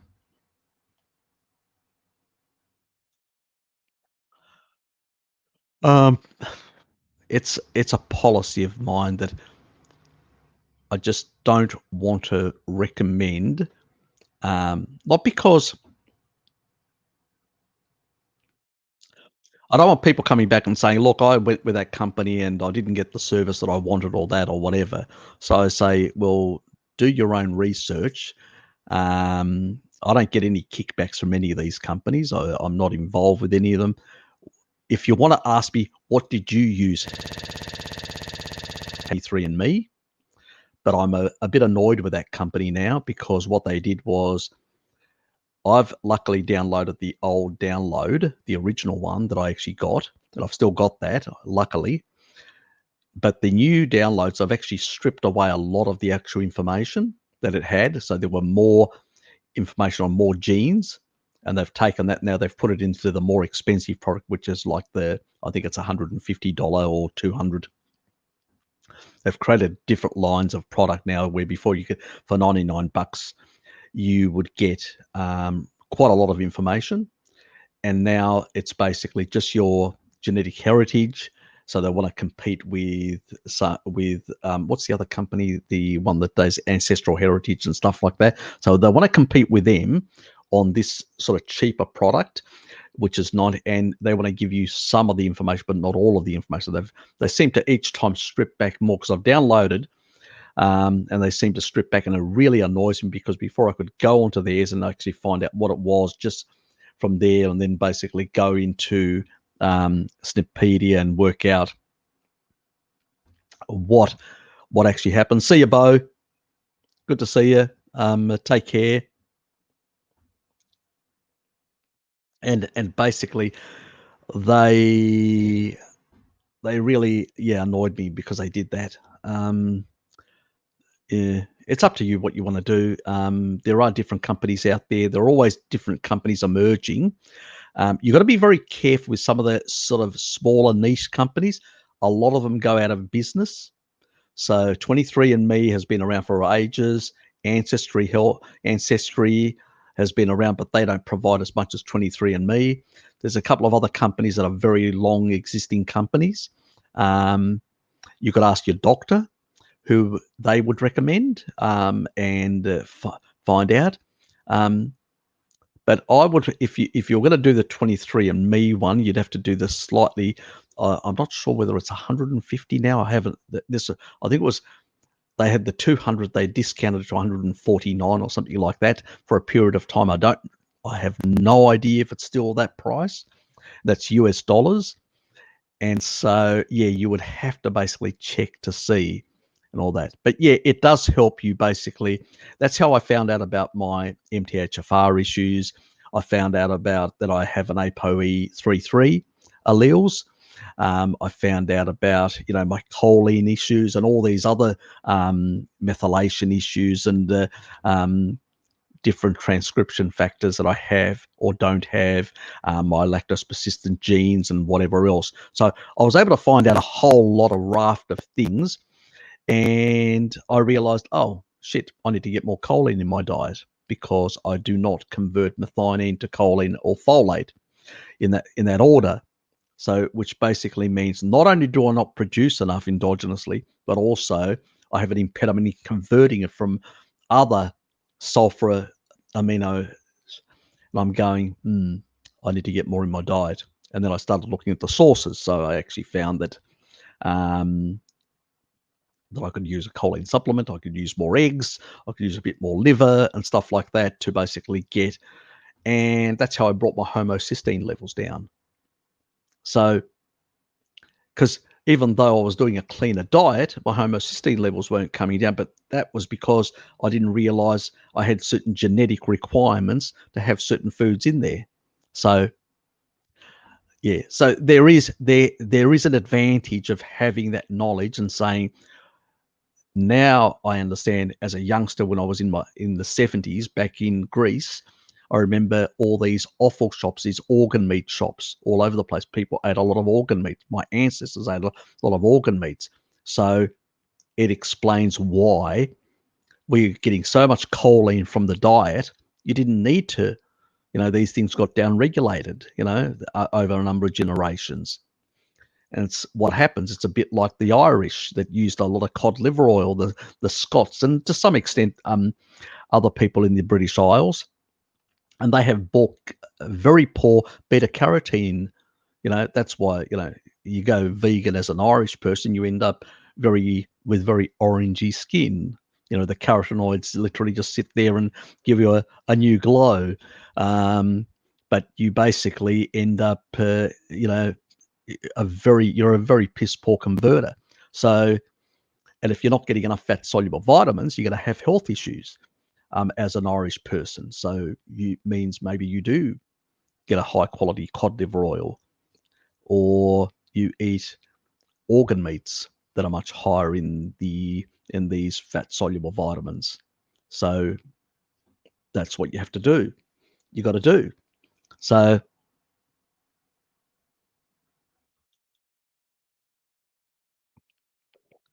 can I join your chat, Harry? Um, Look, I'm send me your details to email. It won't be today, but um, uh, send me your details and what you can contribute, and what you would like to discuss and stuff like that. And if I'm interested, I'll get you on next week. So, but I usually, like anybody that I've actually brought on, I've sort of interacted first with them. I've had a bit of an email conversation, which I can't do right now. And it's, if it was Bart or anyone else that I know, yeah, it makes it much easier to basically, I don't bring just people on unless I want to rip them apart. Um,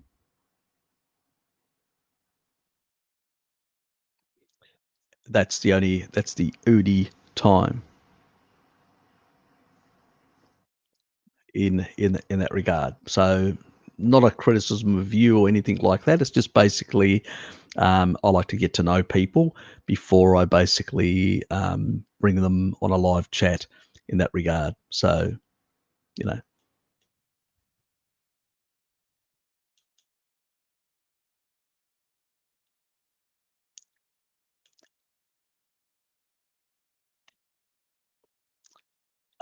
I've always wondered if those comprehensive DNA reports were worth getting,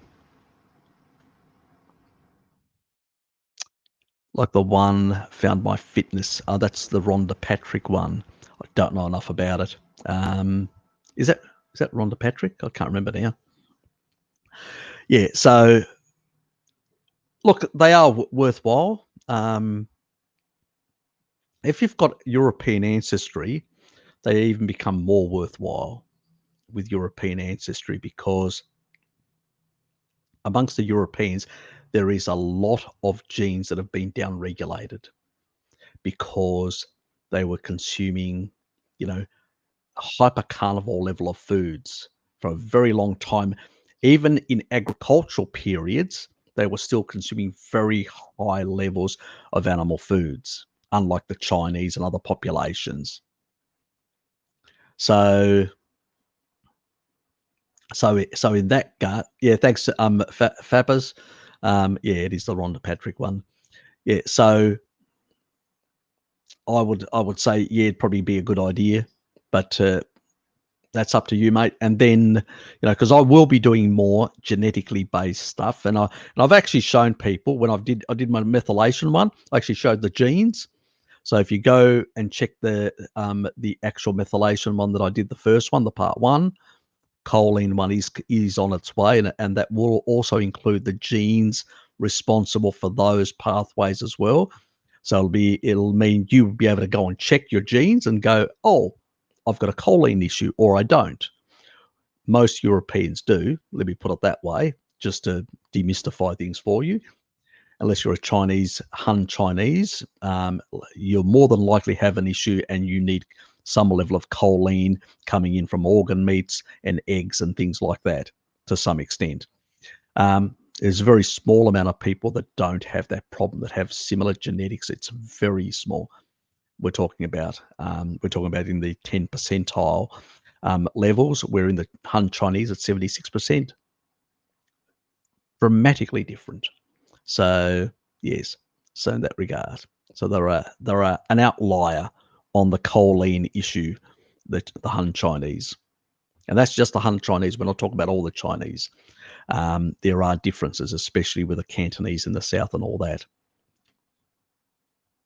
Actually, those people are they're really a different race or different people in a sense, you know. So it's a bit like Europe. Europe has got Greeks, Italians, Germans, and all that. You know, let's say there was a great conqueror that had unified them all into one. Well, Rome was for a period of time, but it didn't last. Something similar happened to China with the first emperor. But all these different populations, it's sort of a multi-ethnic state. China's really a multi-ethnic state. It is not a single ethnic state. And it would have ended up like Europe. They probably would have ended up becoming colonial powers. They would have been competing with each other for resources, and not enough resources in China. It's just basically that the Indo-Europeans came in with a chariot. The first king adopted the chariot. All the other kingdoms their troops were basically ground forces, you know, just peasants with different metal implements, and they just couldn't fight a highly maneuverable army with chariots, and they were decimated. That's how China was unified, you know, thanks to the Indo-Europeans turning up with their lactose-persistent genes. So yes, that's another story for another time.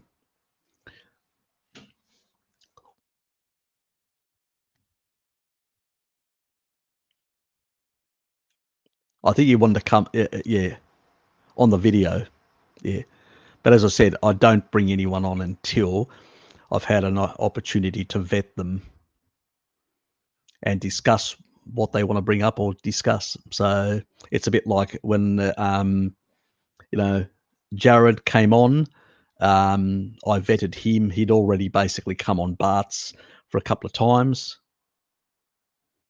But, you know, this is my channel, and I do primarily the talking, and set the policy parameters that what is discussed.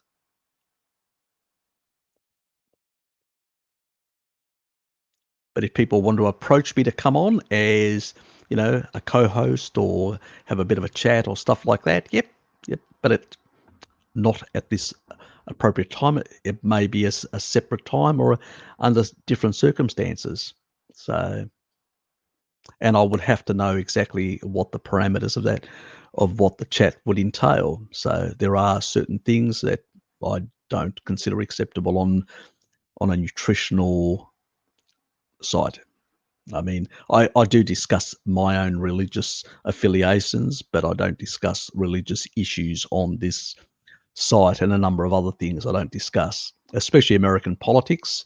That's for the Americans to fight it out amongst themselves, not for me to tell the Americans as an Australian what they should vote or do or say or whatever. That's their business. I just completely stay out of it.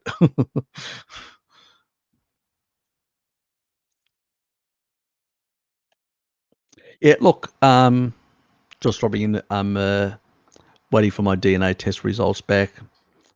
Hope positive human. Hope so. You may have a bit of Neanderthal or Denisovan. All of us do, in that regard. Anybody out of Africa in particular. But when it comes to be doing more stuff in relation and bringing up genetic components and stuff like that, if you want to look at some key biomarkers and stuff like that, and drop me, you know, some of the stuff, that's fine. If you don't have to. That's your business. You can go to Snippedia, SNPEDIA. I think that's how it's spelled. And you can pretty much stick, you know, like keywords like MTHFR or stuff like that, and go to these things and actually look up and then do a comparison and stuff like that. I don't know how good you are at interpreting, because there's a difference between seeing something and interpreting something, and then knowing exactly how to biohack that. So there's three different levels in a sense. So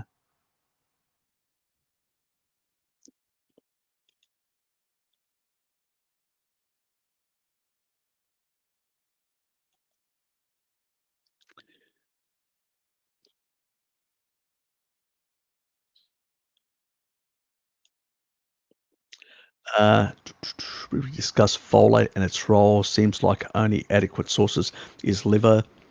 Eggs have got folate. You don't need as much. Most people basically can produce from choline. There's a small group like myself that can't, but most people can produce folate. The other thing that is very important is riboflavin. Riboflavin actually improves the MTHFR enzyme that works on that other pathway.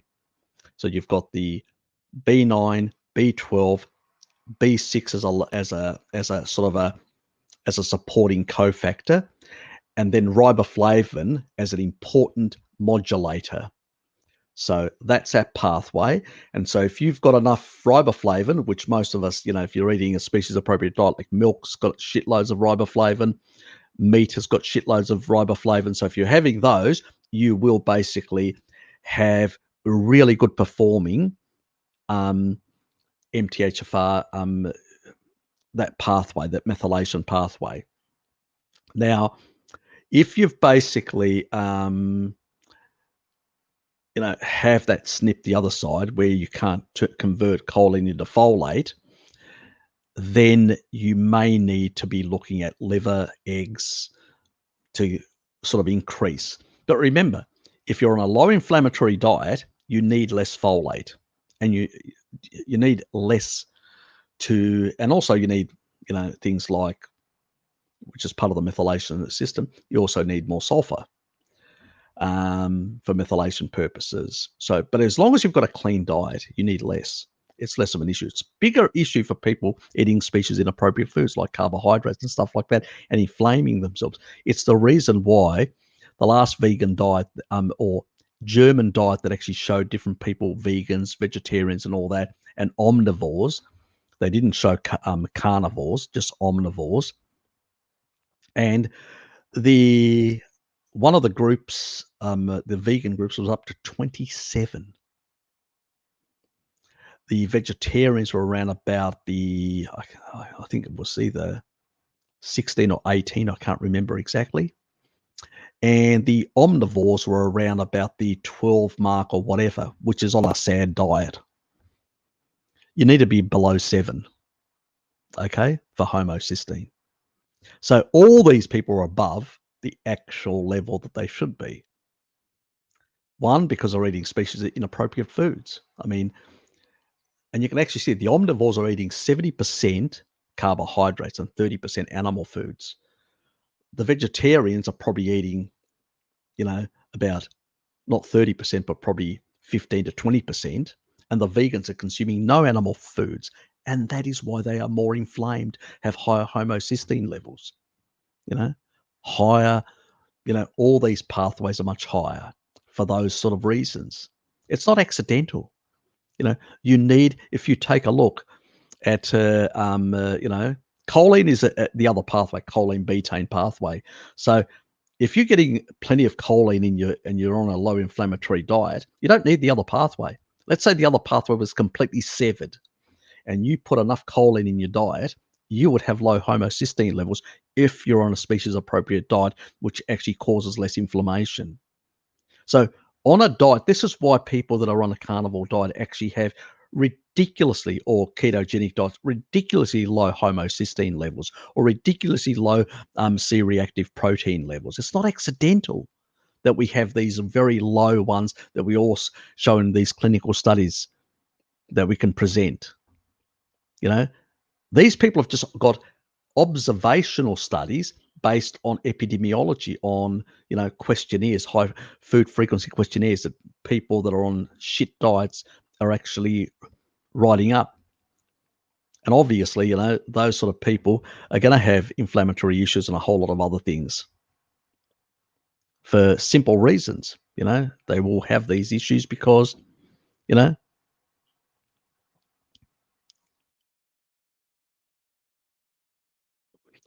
so yes,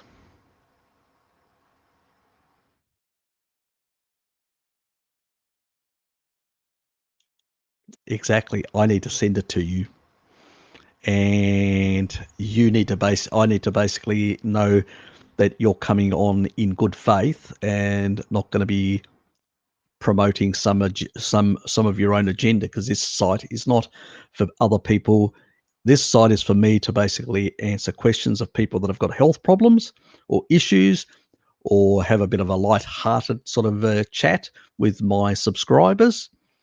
And if people basically want to, push their own barrow, their own politics, yeah. So I would need to know exactly what. Um,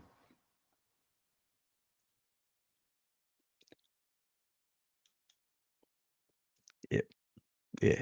Tell me what you want to talk about, Richard. That's all I would need.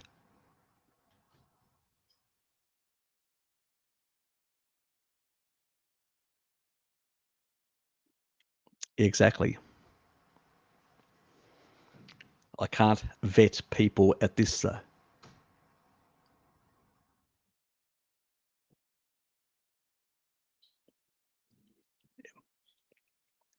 Look, I understand, Richard. You are, like us, anti-vegan and stuff like that. It's not that. It's basically that if I'm putting somebody on, I need to vet them. You know, because there's always a risk you may say something that I don't agree with, and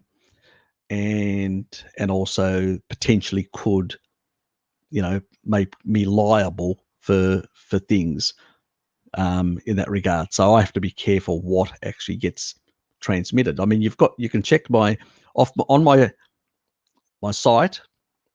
Um, just if you go and check my email, under the about on my channel, you can actually get my email. You can send me a quick email, and I will look at it exactly what you actually want to actually discuss. You want to put it there privately what you want to discuss. Before I'm prepared to consider bringing you on. As I said, if it's politics,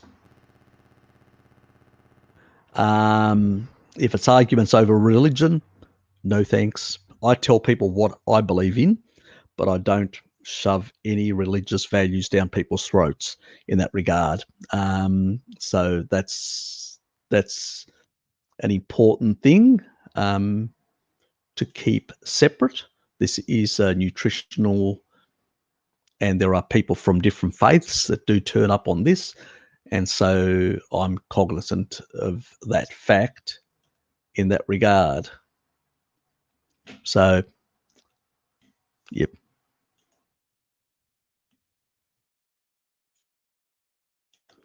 So 2.2 per has been my target. Yep. Yeah, try and get more in there.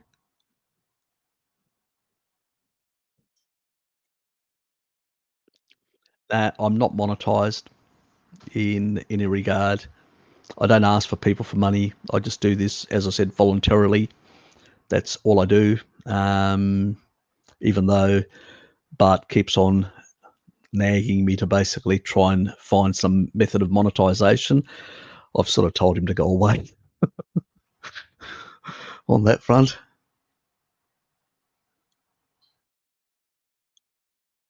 Nah, I don't do those sort of things. Sorry. I'm not into that sort of shit. I don't do what I eat in a day or whatever. I have my steak, stuff like that, you know, and, enjoy the food. I'll actually show you something that I've got that I enjoy. quite a bit.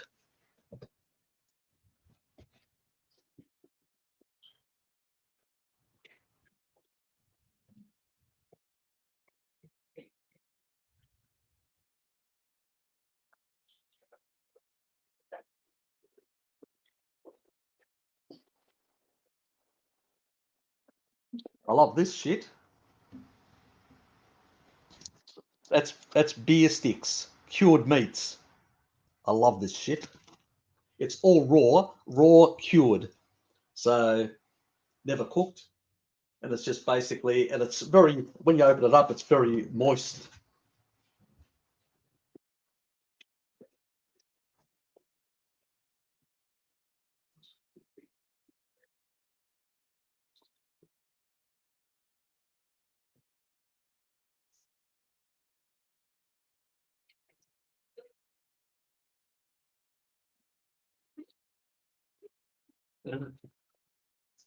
Hungarian salamis, you know, bacon, and this is basically smoked Tasmanian bacon. So this basically is traditionally cured, free range. Well, I know what I eat.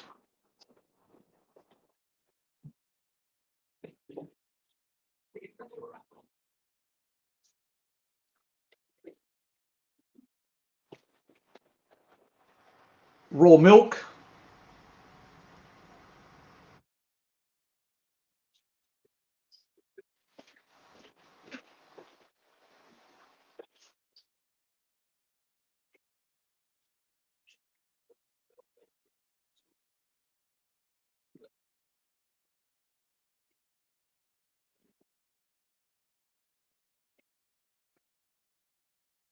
Greek feta.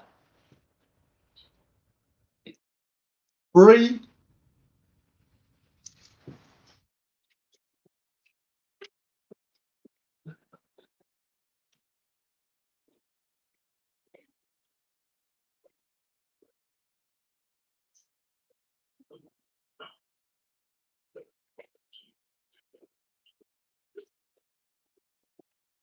There's my colloidal minerals out of my fridge, my trace minerals.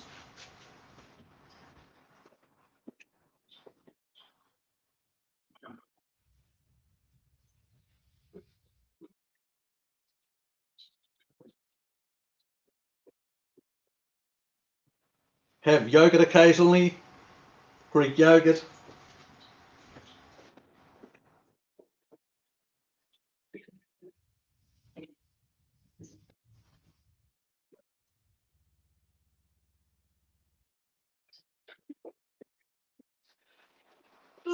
That's a Tasmanian cream that I use. So if you want to know what cream I use, it's from basically grass cow to you is the sort of slogan.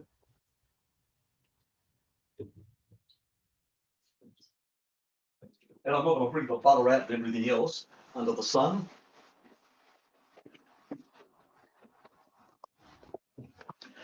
But basically, those are the sort of, it's just animal foods and dairy and some fish. I mean, I've got, it's all in there in the deep fridge anyway, snap frozen and stuff like that. So it's the sort of stuff. This is a sort of, I love cured meats, sort of, these are sort of my snacks. So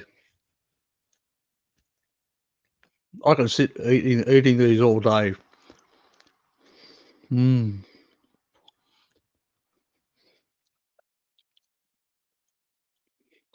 I'll put it in the fridge. Yeah, what I eat a day. Brie.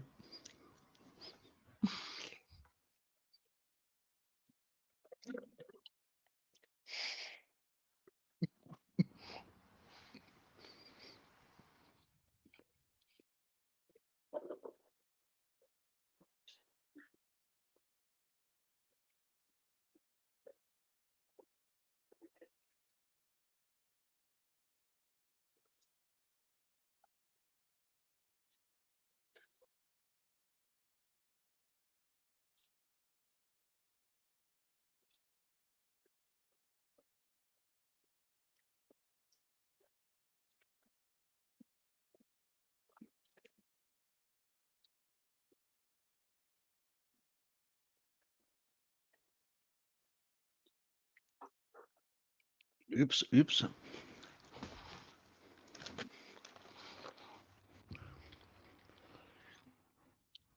There you go.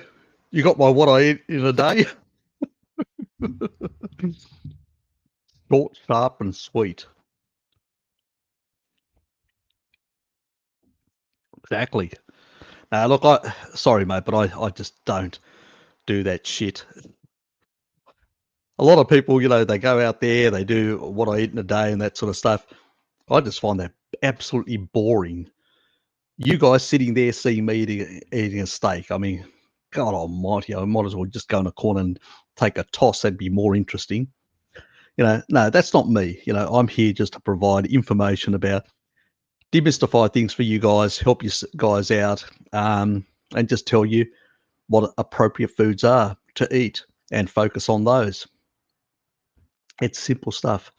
I mean, probably the only I've one thing that steak that I do like is a bit of like a New Yorker. So how do you do that?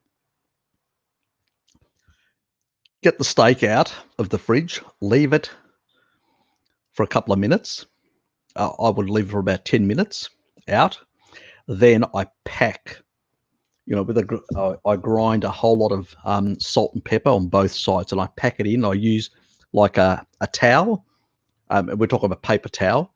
Pack it in, pack it in, pack it in on both ends, and then high temperature on a barbecue type thing, and sear it on both sides on all that.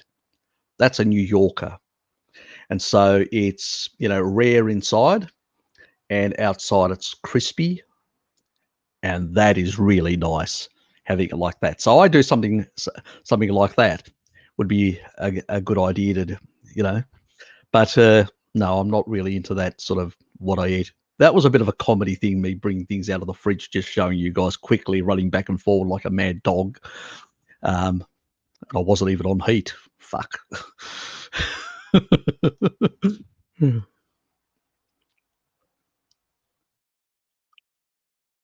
That's it. Exactly. I don't look. I don't do it for the dot. The amount of hours that I spend here, I mean, I could spend far less time with some of my investments and make considerably more money. I don't do it for the money, guys. You know, I mean, I remember one pharmaceutical thing that I'd actually invested in, and it went about nearly fourfold up, and I just had thrown in about 15 grand, and that was just basically something that I did in a couple of days, and then I just sold out of it because I don't stay in things very quickly. I don't get attached to things. I take the profit and move on. But I'll tell you one thing. Yeah. So I don't do it for that purpose. I mean, I initially just came on because Bart K had dragged me on, and we'd been having a bit of chat back and forward. And occasionally I do have chats with, I still have chats with him, private chats, where we just talk shit amongst ourselves about different things and different subject matters as well, things that are happening in our community and stuff like that. And so, he kept on nagging me, to come on and do more stuff with him, and I just kept on doing stuff with him, chats and stuff like that. And then he kept on nagging me to basically start a YouTube thing, and I said, I can't see the value in it, and there's no money in it. I don't know why you're in it. I said I can make more money outside social media completely. He said, you've got a good story to tell. You can help people. And the only reason, from probably my influence by my Greek Orthodox faith, about helping, giving back to the community, helping people in that regard, that's why. It's not for the dosh, guys. It's, I mean, I've even said to people, I had one guy basically he was in Canada, kept on nagging me, I want to send you money. Where can I send you money? Just driving me up the wall. I had to sort of, "Mm, stop talking to me about money. I'm not doing it for that purpose. I do it because I enjoy it. If I didn't enjoy it, I wouldn't be doing it. I'd just basically pull the pin and that'd be it. I do enjoy it. Yeah, I can't produce the content that other people produce, but do you want content or do you want quality? Do you want stuff that basically is going to help you, that's informative, that basically has some value to it? You know, at the end of the day, I sort of demystify things and just pull the bullshit apart and just reveal. And it was my journey that brought me all this knowledge. I mean, I'm a very technical person, and from a youngster, from age of actually my first endeavor into things like philosophy and stuff like that and sciences was about 14, 13, around about 14, and got heavily involved. I mean, I was basically, writing articles in a local sort of radical type newspaper at the age of 15. I was basically there was an anarchist type, and I had actually, I mean, I'm not with that sort of crowd nowadays, obviously. They would consider me, the enemy. But in those days, youthful radical days, I was into that sort of stuff. I was into all sorts of things, and you know, um, I basically wanted to understand how things worked, and so I've always had a bit of an interest and a dogged sort of pushing to understand things. I wasn't interested in nutrition. It didn't really, it was just food. You just eat it. That's how like most of us think about it until I had my health problems. And then I go, hold on, these characters have been telling me this for this long and I've been doing, and now I'm sick. Why am I sick? Why did my great-grandfather live to 107? Why did my grandfather live and just died from pneumonia at an old age because he was too pig-headed to go to the hospital? I'm going, there's something wrong with the plan or the program. Once I looked into it, and I'm one of those people that really can research, and I really research to the nth degree. I mean, I used to have thick philosophy books like that, and you'd open them up and there'd be tags on tags on tags and all notes about everything. Because I just don't want to read it and regurgitate it. I want to understand it. So I will put my own personal touch or notes and go, well, that sounds right, or that doesn't really sound right, or that sounds a bit contradictory, or, and it's, for me, it's a learning. I learn through looking at multiple things. I pull all sorts of things. And that's why I even say to you guys, challenge me. If you can come up with something better, put it out there. Tell me, Harry, I've found this, because basically it means that I will be able to pull that with my own views about things with the information that I've got and combine that. And while that study may not necessarily be correct, it just may have shown a kink in some of the other stuff. And when there is some sort of paradox or some sort of weirdness there, it's not the complete picture. That means I never had the complete picture. So everything is always informs and adds to the knowledge or understanding, the deeper understanding, in a sense. And that's the sort of mindset that I've always had. And I practice it in nearly everything. It's some people, I can be quite intense as a person in that regard. And for some people, they just can't handle it. It's probably cost me some relationships as well in the past. That's true. I'm less, let's say I've mellowed in my middle years, and so I've sort of very much chilled out in my character, but I was far more intense as a youngster. And it's and so sort of I can relate to some of these, like some of the young vegetards, the way they behave and all that, because it reminds me of some of my own bad behavior, so I'm not as critical sometimes as I should be in some regards, but I do understand where they're coming from. It's a passion, a drive, and all that. And I'm talking about not the sophist type like Isaac. They're just assholes. We're talking about people that have really got a passion, but they're just on the wrong path. That's a different, where they really love what, they've got a passion and all that.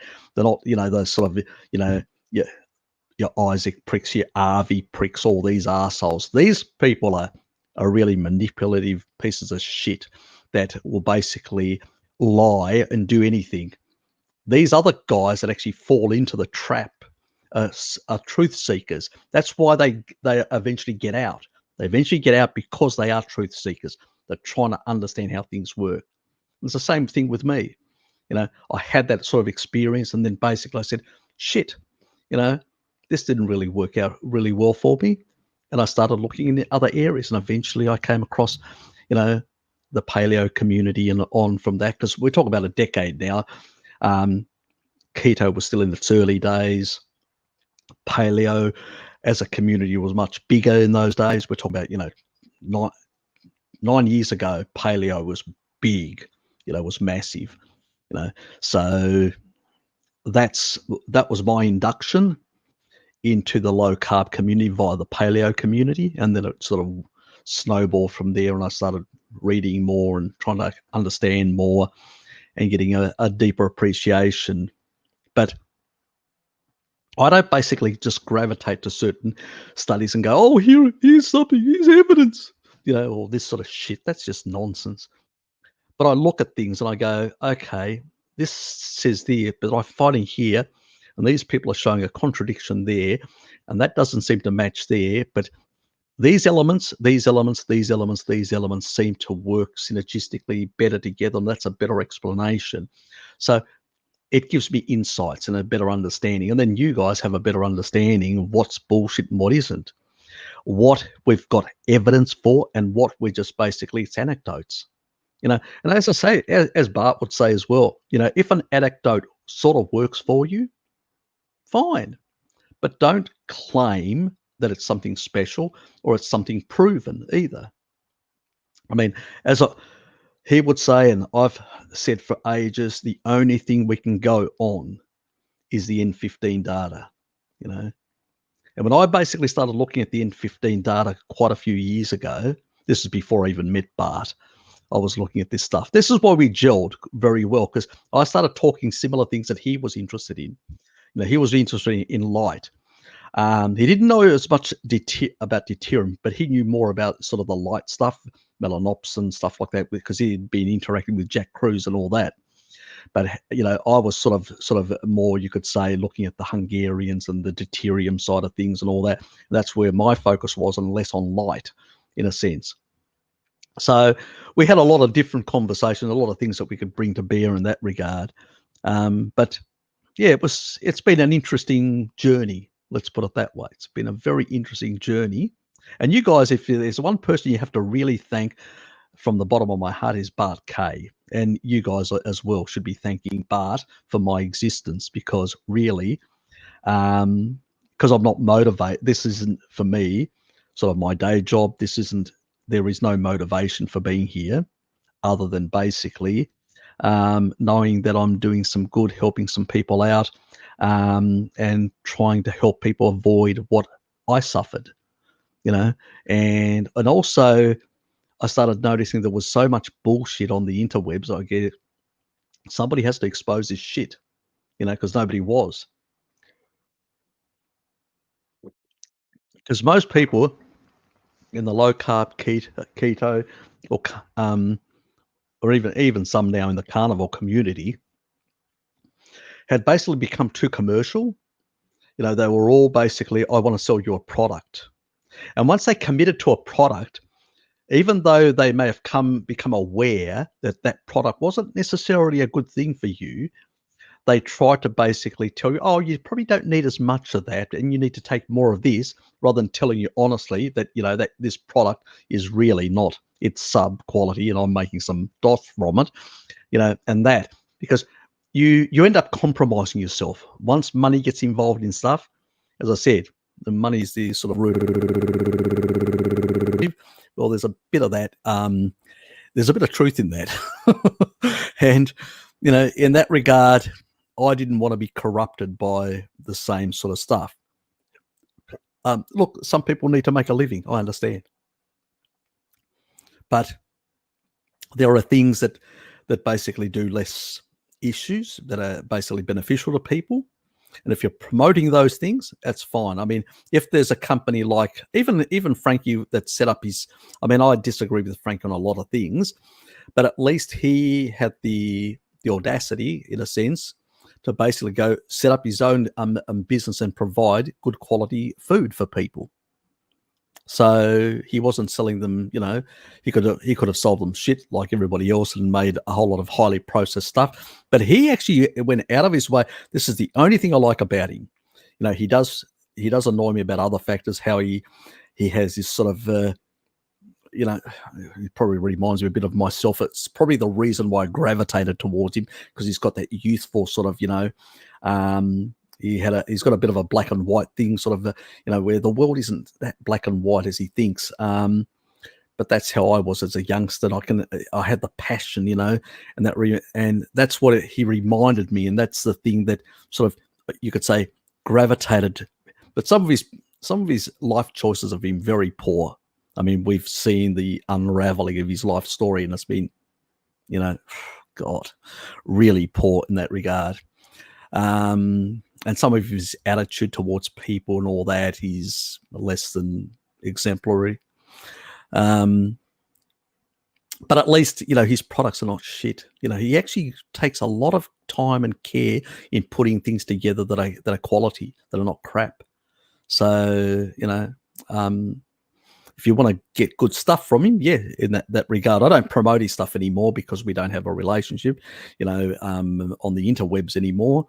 Since he went nasty and went dark on Bart, that was really because I've got a close relationship with Bart, and I was trying to bring Frankie into that sort of grouping that we were trying to create, and he just went, really wild on us, and basically made it very hard to sort of keep that. I mean, he's always welcome back. I mean, I don't close my doors to anyone. I'm very much a very different person than what I was as a youngster. More laid back. I understand people make errors. People make mistakes. We're humans after all. We sometimes go down the wrong rabbit hole.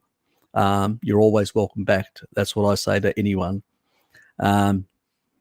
But at the same time, I had to make a choice, and my choice was with Bart. One, because what he was saying was much more sensible than anyone else out there, and he wasn't trying to sell you something which was crappy that would do you more harm than good. So, and even the current stuff that he's promoting, yes, there are, and he's been completely honest with you guys that there are, he needs, to try and improve that additional income streams. He's got, because he does that as a full-time job, all that. But he won't promote shit products. The product that he actually uses has shown to basically improve in terms of upregulation of CD34 stem cells, adult stem cells. So the science is pretty good. I've taken a look at it. Looks pretty good in that regard. So he's cut about it. I know, because I do have chats with him, and I understand. He's always tried to build via a community, and that's his focus, and not become a product salesperson, if you know what I mean. But at the end of the day, he still needs to put food on his table, and that means either he basically says, I go back to a regular job and I do this as a part-time hobby like I'm doing, because that's my choice, But if you're basically going to do it as a full-time thing, you've got to have some method of monetizing. You've got to be truthful also with the people, what you're actually selling. And if you're selling something you find out that is not as good, you need to jettison and say, look, I'm going to get rid of that, and I'm going to basically jump onto something else which is much better. And you need to be honest and say, well, and I think people that are subscribing as well need to understand that as well. We're not gods. We're not perfect. We are just regular humans with, let's say, a bit more knowledge in some areas, and we can sort of and provide that knowledge to other people. So yeah, anyway, I've probably gone too far, Shell, as normal in that regard, but I probably needed to be a bit frank about my feelings on these sort of issues, how I feel. I've talked a bit about it here and there, but never really comprehensively in that respect, so people understand where I'm coming from. rather than, and my path is to basically sort of try and biohack and improve my health even further in future. And basically, I hope you guys stay on this journey with me and we can all learn more. You guys can keep on keeping me honest. You can keep on basically niggling at me and sort of, bringing up other, paradoxes, other questions and stuff like that, and questioning things. And it means that I will then be able to do a better job. I'll be able to look into things. I'll miss things as well. I'm human after all. My community that basically can help me, become aware of things that I may not be aware. When people say, "Oh, have you seen this person? Have you seen that person?" I usually go through. I'll go through after and then I'll go and actually take a look and do a bit of research on the person. So next time people ask me, I will say, "Yep, this is my opinion about that, or what I think about this or that," as you've heard on countless occasions. But I need to do my own research in that regard. I don't go on recommendations of any person, even Bart. I mean, Bart's actually mentioned certain people. I've taken a look at them. I've got a different appreciation. He's come about having a similar appreciation now, like me. I was quite hostile from the early stages when Paul went rogue. That's Paul Saladino. Bart didn't make that move until later when he realised, and I kept on nagging him and saying, "If you see what he said here, look, this sort of stuff," because Paul's been saying quite a few things, and it's the Ray Pete nonsense. It's all about that. And recently Sean Baker had a really good thing on it, and he actually said, let's look at the past. And I think even there was somebody else. I'm trying to think now. Who was it? I can't remember. It'll come to me. And, looking at the past and seeing how basically people, didn't have any of these sort of big issues, but there were issues like insulin resistance. We know because there were diabetics even back in antiquity. What were the doctors then recommending? Lower the carbs. We know when you actually have a diet similar to the current, especially US diet, which is 70% plant, 30%, sub 30% now of animal products, which is very similar to the diet that the Egyptians had. They are the only population, and them and some people in the Indian subcontinent, that recorded actually the symptology of cardiovascular disease. And we also had the mummies that Michael Eads has shown the evidence of the mummies having calcification in the arteries. So we know that even without refined sugar, fructose, and even without seed oils, a very high carbohydrate diet will basically cause these sort of diseases.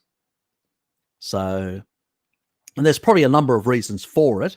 There's probably the high level of glycating factors, the inflammation, the much lower sulfur levels and stuff like that, the sulfonation, the more stickiness as a consequence, all these factors, plus there would be less of the animal products that can lower the C-reactive protein, homocysteine, all these other things that they weren't aware of back then. So it'd be all this milieu of symptomatology that would build up over time.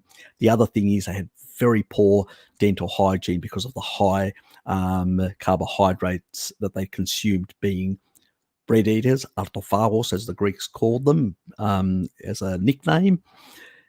And we see basically that that sort of group having this pathology. And then when we started putting back more animal products, both in Egypt and other parts of the world, we saw these things recede. It was only sort of carbohydrate related issues like diabetes that were more dominant. When you go back to the Banting diet of the 19th century and 18th century and 17th century, different diets that were back then, they also were basically, pretty much the key ailments of the time were basically also carbohydrate driven, diabetes and stuff like that. So those are ancient diseases, diabetes mellitus, and they used to basically, by tasting the urine, that's how they knew that, the sweetness, that basically these people were having so much excess sugar in their liver that their liver was just overflowing and it ended up in their urine, being secreted out. So these are the things that we've known, but the disease and all that is because of the seed oils, macular degeneration, all these cancer and all that, because they've got even higher levels of deuterium than because that's the deuterium angle doing damage to the nanomotors, which means that you don't have enough energy to repair, fix, and keep things going. So you actually degrade and get damaged quicker because of the carbohydrates. Add to that seed oils, it accelerates the whole process because of the deuterium. It's not because of the fat. It's the sort of this man-made version that's been altered, the altering of these in an industrial system that is adding more oxidative byproducts, creating more aldehydes and all these things that are making them much more toxic than normal plant oils would be in, like in a nut. Eating a nut, like a macadamia nut or a pistachio or whatever else, So once you actually get them out of the seed and you make them very vulnerable to oxidation, and primary oxidation products and secondary ones and aldehydes as well, which are part of that secondary process, which increase dramatically. The more after you've processed them, the more they're exposed to oxygen, the more rapid the actual aldehyde increase is. And we've seen that because I've actually discussed that. I've actually done stuff with Pim, the last chat that I had with her, showing that sort of stuff. And it's quite clear that the sort of drivers. But insulin resistance cannot come from something that doesn't drive up insulin. Okay? It just can't happen. If you're just having pure seed oil, you can't become insulin resistant. This is just nonsense, But if you add sugar in there and all that, most of these, remember all the rat studies, the standard chow is sugar, and it's primarily fructose in the form of, like our favorite honey, eater, salad boy. And pretty much, these are when you combine that, you engage the Randall cycle. There's a whole lot of different pathways and different type of drivers. It's a Randall cycle, glycating products, all these sort of things. And when you add them on steroids like this, it's the higher level of the actual, the glucagon to insulin sort of ratio. I mean, having a steak is quite low, 1.3. Fasting is 0.8. Pure glucose, a potato, is 4. Or you can eat McDonald's, which you're engaging the Randall cycle and all these other shit with high fructose corn syrup, fruit juices and all these sort of things. It can get this ratio can get up to 70. Very high. That is what is driving the sort of this level of resistance. The modern food environment is extremely toxic. Any diet, even a vegetarian diet, is much more healthier in a sense, because you move away from all these really. The problem with a vegetarian and vegan diet, ultimately what undermines them, is that over time you get deficiencies, and also you get higher homocysteine levels. They can't be cleared because they don't have sufficient choline, they don't have sufficient B12, the foods that are required, or B6, which is high in meats, or riboflavin if they've got an MTHFR issue. They don't have enough of these important nutrients to basically prevent. So eventually from other pathways they end up. But nowadays, I mean, most vegans, if you take a look online, they just degenerated. God, I mean, it's just junk food junkies they've become. They are basically, the vegans now are basically sad dieters. They are, they are no longer basically the old traditional vegans that try to do it, the au naturel way and damage their colon, their digestive system, and depleted their themselves. These guys are just basically doing the sad diet on steroids. It's full 100% plant-based junk, and it's fake meats, fake cheeses, fake everything. It's full of seed oils. It's full of, oxidative products, aldehydes, and everything else under the sun. Essential fatty acids coming from high aldehyde algae. It's just junk and shit on steroids. And this is why the current crop of vegans basically look far worse than the old crop, in different ways.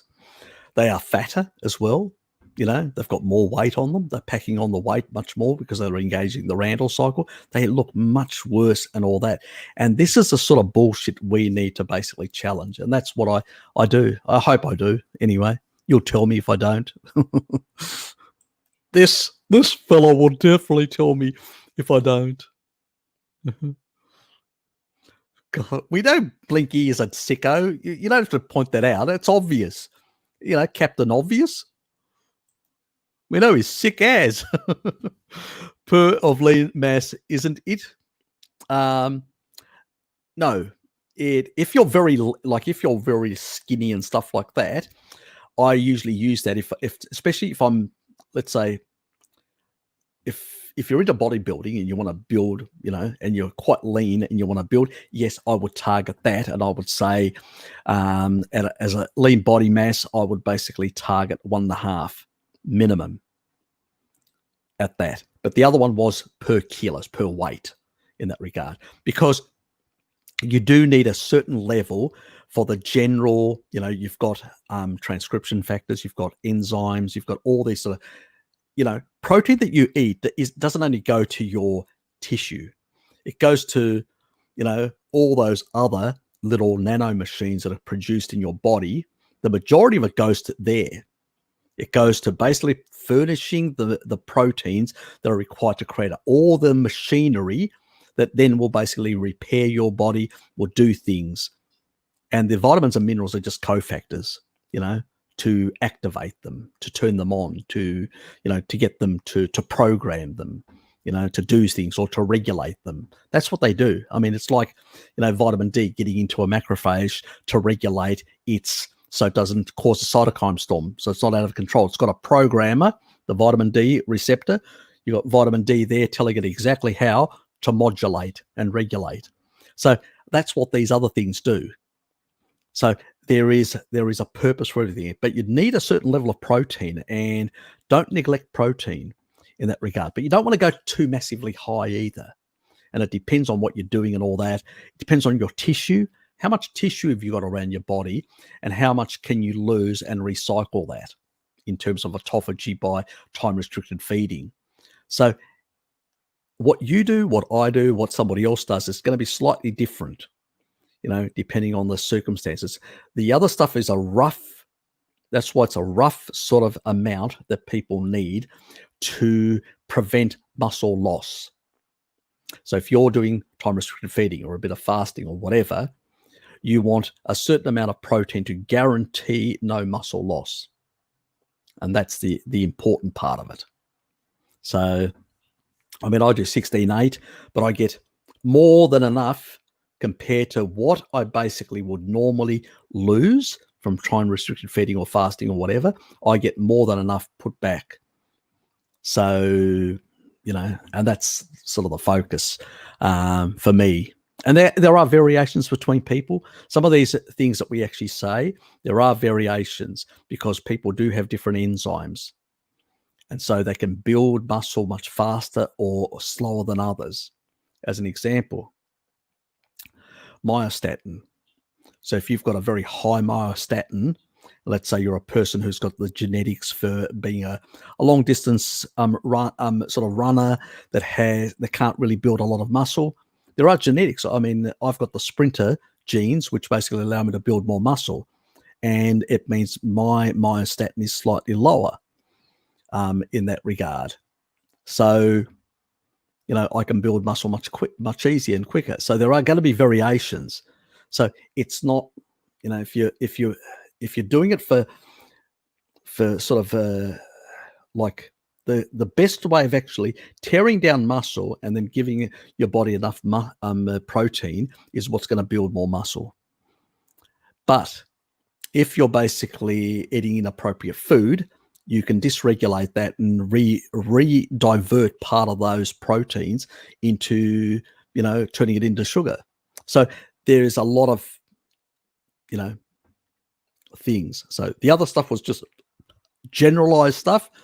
If you want specific stuff, email and tell me your circumstances, what you're doing, how you're doing it, what your height is, what your all the sort of dimensions and all that, because I need to calculate a lot of things to basically give you something which works way better. What's that? Harry is driven from Medina, Strathgordon, worth the drive. Yeah, look, it's good. It's a good drive. A lot of those areas I've actually gone through. When we were young, actually, Dad drove us all around Tasmania to all sorts of areas, and really, I had fun and enjoyed. I know I pretty much know Tasmania back to front, all sorts of areas, and I fished and hunted in many parts of Tasmania and really enjoyed myself. So I've had a ball of a time as a youngster in Tasmania. So it's probably one reason why I stayed here, where all my cousins went either stayed to Melbourne or Sydney to the big smoke. After my experience as a youngster living in Athens for a while, I realised I don't like big cities. I just don't. You can't get anywhere. Yeah, the nightlife's good, but that's about it. But food quality, the expensiveness of the hustle and bustle, the stressfulness of the life, constantly, commuting for hours. I mean, some people, I can go for half an hour out of the city and I'm in a beautiful fishing spot. Where in Melbourne, you literally just, to get out of the city, you need about 2 hours. Then you probably need another 2 hours. It's about 4 to 5 hours just to get to your destination and 4 to 5 hours to get back. That's 10 hours. So basically, you've got about 2 hours to fish. You can't enjoy yourself. Here, an hour away from Hobart, the longest, probably with, me and Dad, and probably sitting there fishing and then staying the night and sleeping in the car and then waking up the next morning and actually doing more bream fishing on the East Coast. That was fun. Lighting up a little fire against the rocks and just sitting there in the evening, enjoying, sometimes having a few drinks and, just sitting there with all set up with the actual rods and all that, and on the, wooden holders. And basically when the line gets tensed and, the brim's on there, you yank it and bring her in, So, I used to have a ball of a time as a youngster and all that sort of stuff. And in Greece as well, because my father comes from a mountainous area. On the main road going to another province, you literally just come off that right into the actual the land is from the road right smack into the lake. How good is that? And it's just beautiful. It's got this really beautiful water color. It's got this, because of the minerals. Oh, it's magic. It looks like a surreal painting. I'm a lucky person. I've really seen things and I've really enjoyed beauty, and surrounds and stuff, that natural surrounds. I've gone, with my relatives hunting, and I've gone up into the mountains, and some of that whole area, there also is like on a common title that all Serpanos, so we'd have to all agree to basically change it. And it's a forest area. You can't build on it. You can't do anything, all you can do is just hunt and enjoy, so yes, I'm a title, or I will be a title holder when Dad passes away, of a massive mountain area full of, trees and stuff like that, pine trees and all that, where you can go and hunt and do stuff like that. apparently there's quite a few Serpanos myths that there is, gold bullion somewhere up there in those mountains that that was dropped in the Second World War and was hidden by someone and never found and stuff like that because they were probably killed. And so, yes, there are, let's say, a few of my relatives that have tried to see what they could find. They found nothing. So it's probably a myth, but anyway, it persists still in that whole region that there is money somewhere up there. Probably everybody's looking at every other Serpanos and saying, he seems to be basically flush with money today. What's happening? So, yes. Anyway, move on. No, I'm not monetized yet. And when I do get monetized, whatever comes through, it's going to be peanuts from Facebook. That's not the thing. I actually want to get to 1,000. It's more a security thing for me, because once you get monetized, it's, yes, they'll put a few commercials. Yep, fine. But it also means that if they do a culling in the future, which we all sort of predict is a risk, if you're not basically monetized or not, you don't have enough followership, we may get culled out. I may get culled and goodbye, Harry, sort of thing. So that's my key motivation. I mean, because of what they've done is they've reduced the incentive. There is no incentive. Being on Facebook, being on YouTube, Facebook, all these sort of platforms now, the monetization is absolutely rubbish. The only way you can make money on these platforms, you can't even make, just because somebody donates a bit of money to you, that's fine. You can say, okay, somebody's given me a few dollars here and there. I'll go and have a coffee on their regard. Thank you. They bought me a coffee, but you can't live off that. So most people, what they do is they advertise and promote products, and that's what they do. That's how they make their money. The Tom Stellaras of the world and many others, they are selling products. It's something I won't do. Now, if I get a few peanuts, because that's all I'm going to get from, either you or this sort of thing, I'll go and buy myself the occasional coffee and say thank you to my subscribers and to YouTube for the few nickels and all that. But it's not an income, and I'm not looking at it as an income. It's more security for me. I don't want to end up on the outside where, because I'm a small, they may just say, we're going to cull off anybody that's got less than so many subscribers is out, and it seems like they are slowly moving to a model, as Bart says, that it's going to be basically, if they can make an income from you, they'll keep you. If they can't, they'll get rid of you. You're unimportant. And that's the only concern, is why I'm trying to get you guys to get me out there, popularized, and try to increase my viewership. Because if I can get more viewership, then I can basically, hopefully, not get culled by the YouTube AI in the future. Anyway, so I was just about to comment on fact someone with username getting 15 minutes answer on aloe vera question. Harry, I need to immigrate and take my whip, obviously. Okay. Yes, it's like a lot of things, the aloe vera stuff. We just don't have any real long-term data or whatever. Seems to have some sort of, hermetic effect, but that's all, it's, yes. Yep, that's it.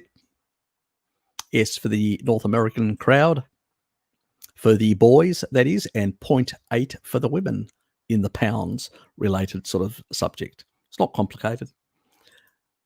I mean, it's well, no need.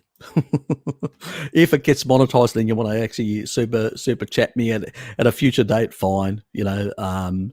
This is not going to basically break the bank or save me or anything like that. I'll keep my day job for that. No, I don't take payments whatsoever. I know a lot of people have actually wanted to give me money, because I've done consultancy stuff with them or stuff like that, and I've said no, and I will continue no. And I vet people based on whether I want to go the extra mile for them or not, depending on their circumstances. And it's basically how sick are you is my determinant. It's not how much money you've got, it's how sick you are. If you're very sick, I, like the lady in the UK, which was given very few years to live, I probably spend far more time with her than many others. But I do that voluntarily. Simple as that, because she really needs the extra help, where others, an email with some information can get them on their feet is probably all there, or a small one-off consultancy, free consultancy, as I, and I may, in some regards I may get it wrong. I may pick the wrong person or ignore some other person. I'm not perfect. I can't get into somebody's head and really know 100%. I can only listen to their story and say, how bad are they, and sort of triage whether can I spend more money with time with that person or more time with this person is the sort of the measure.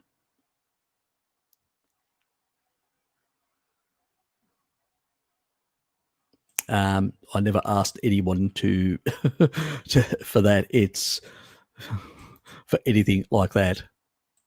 If I bring people on, I bring them because they've got something to add to my channel. I've brought people on and I've supported people because they've got some. There's millions of people out there that would love to talk to me or want to talk to me or want to, but at the end of the day, mate, look, I sort of have to know. Yep. Look, send me an email. Just send me an email. Go to my account. Send me an email. Tell me what you actually want to discuss. It's no different than when Bart comes to me, or basically, other people come to me and say, "I would like to discuss this. I'd like to come on and discuss this," and I bring them on, or they bring me on. When I actually. Bart will say, what do you want to discuss? And I'll go, I think we haven't covered this area or that question. And I just, unfortunately, StreamYard just got rid of all my other questions, unfortunately. So I've probably missed a couple. Sorry. So shit happens.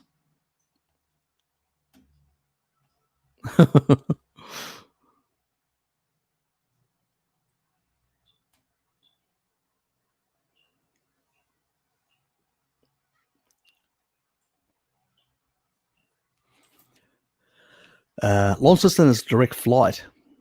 Harry to Perth. Oh, really? Oh, okay, I'll have to tell my sister that, because she was looking at coming over for Christmas. So, but if she doesn't, I may end up going that way. But we'll see what happens. So I don't know what her plans are yet, or whether she's going to be flying in her husband and then coming, whether he can come in. So that's another issue. So he's back there sorting out the kids, trying to get them to sort their fucking act out. And once that happens, so she's trying to get him to be here more permanently, having their kids in Greece on the island and trying to get them organised to get, so they've got an income stream, they've got rooms there that they rent out to tourists and stuff like that. So, yeah, but it's trying to get the kids organised so they basically can actually monetize what they've got. So, yeah, they've got their own issues in that way. So if they can get down here, fine. If they can't, and they're not going to go anywhere up north, because I think Petros wanted to look at things like Broome or one of the other areas. So you never know, we could actually meet up there. I could fly there and then get a chartered flight up to Broome. So that's another option. We'll see. We'll see what happens. No plans yet. They may end up down in Hobart. Some of our international friends, unfortunately, won't get to Hobart this year, potentially. So, because we have a few friends that fly in from overseas, and then we sort of get together and do all sorts of things and all that. Especially one of them is a colourful character from Thailand, and he brings some of his Cuban cigars over with him. So yeah, he's quite wealthy, let's put it that way. So he actually just hires out a whole area, invites all his friends, and he's got, it's quite entertaining, let's put it that. Yes, he's well connected there as well. His mum's a general in the Thai army. So he's very well connected to the royal family, apparently. Anyway, let's move on. Yeah, I answered that. Probably 23andMe is probably your best, unless you want to look at some of the others, but I don't recommend anything. Yep, so you got to do your own research. Yeah, it's because the reason why they're constantly changing their products. They include things, they exclude things and all that. And it's, if I say, well, go with this, and then people don't get that information, they'll go, well, Harry, you told me to go with this, but now they no longer provide that information, and I just wasted so much money. So I say to people, do your own research, find out what they actually provide in their raw data and in their products as well, stuff like that, and then go with that, So yeah, I can't. Yeah. I've got into trouble before because I've recommended it to friends, and then they've gone away, and then they've basically bitched and moaned to me. Oh, Harry, you told us this, and they've changed it, and I go, oh, okay. So I've got myself into trouble. So I don't recommend it anymore. It's easier that way, so people don't basically blame me for their own, not looking into things, because things change. Sorry, but that's the reality. Funny enough, I've got a crack of a sore left week. Haven't had one in years, really something related to folate deficiency. What is folate role and adequate source? Look, folate's part of the methylation, that's its biggest role in that regard. But if you supplement with folate, you can actually drive down B12. That means you can create a B12 deficiency. That's why I don't recommend supplementing with folate. You're going to get it from food. Get it from things like liver, things like eggs. Get it from that. And support the other methylation pathway, which is the choline, eggs, liver, so, or supplement of choline, whatever works for you.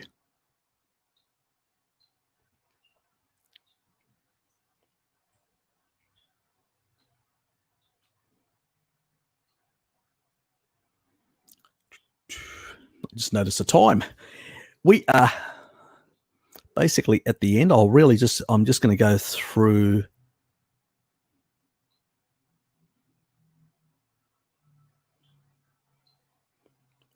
and I'll see if there's any really important question that I need to answer for somebody. So that was $200, 200, yeah. And me package was 100 on the Black Friday. Okay, so they had a discount on the Amazon site. Well, there you go. People that are interested in that, they can actually check the Amazon site and see whether they have any discounted 23andMe packages. So take a look at that. So thanks, Kitty.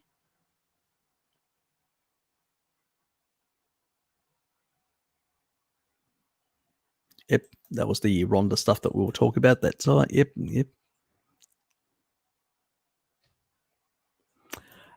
They have different policies. Both of them, you do hold on to the stuff. Yes, it is It is, like a licensing. Yeah, unfortunately. So, so basically, that's why I picked the US and I didn't pick an Australian company, because there is legal restrictions from Australian companies like accessing. So if you're in the US, maybe consider a company like in Canada that the US authority or any of the insurance companies can't get access to your information. So Yeah, there are things like that you can consider. I forgot about that. It was one reason why I picked a US company and not an Australian company, because there was an Australian companies available. So via my doctor, but I didn't take that option because I didn't want anybody to have the information. So yes.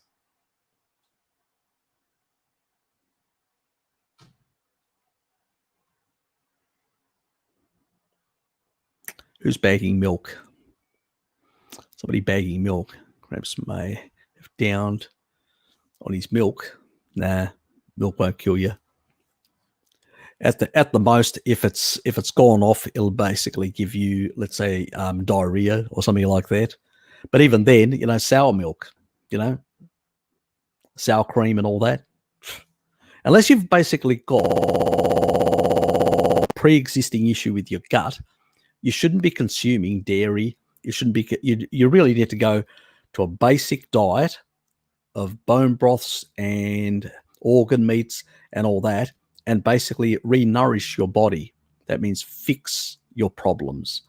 And once you've re-nourished your body, then you can become a bit more adventurous with eggs and dairy and seafood and other things, So, but until that, it's always good to elimination, to sort out the sort of stuff, fix the stuff, do some fasting, reduce the inflammation, and then reset.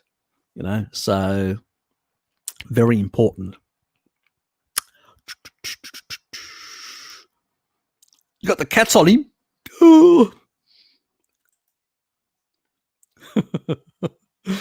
I just heard a rattlesnake. You can peck it. You can peck it, peck it, peck it. It's a song. I'm trying to think of the song and a similar tune. Yeah, it's that part of the day, you go a bit wild.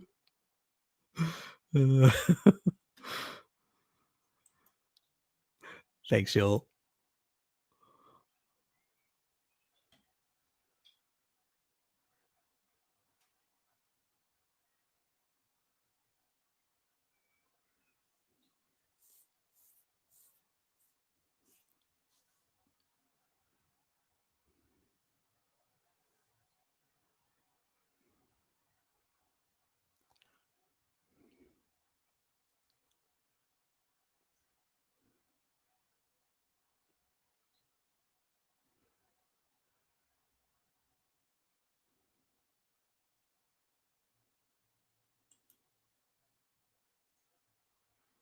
And hold on.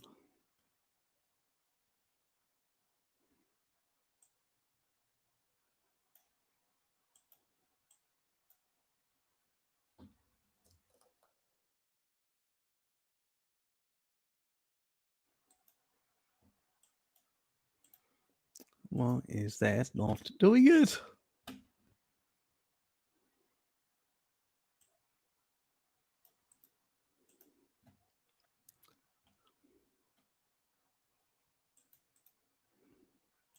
Just noticed Luke's got another one. That's my email. If anybody wants it, they can contact me. I don't contact people. They contact me. So, and tell me what you want. Wisdom about diet, quantum biology, and ancestral health.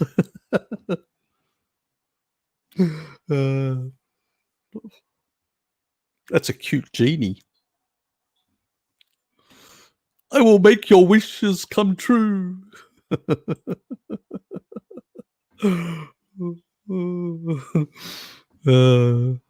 help myself. You know me. Yes. No, I don't call you. You call me. You've got my email. Send me. Tell me what you want to chat about. And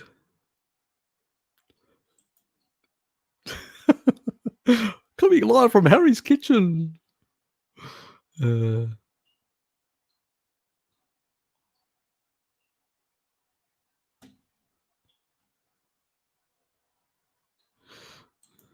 Similar foods.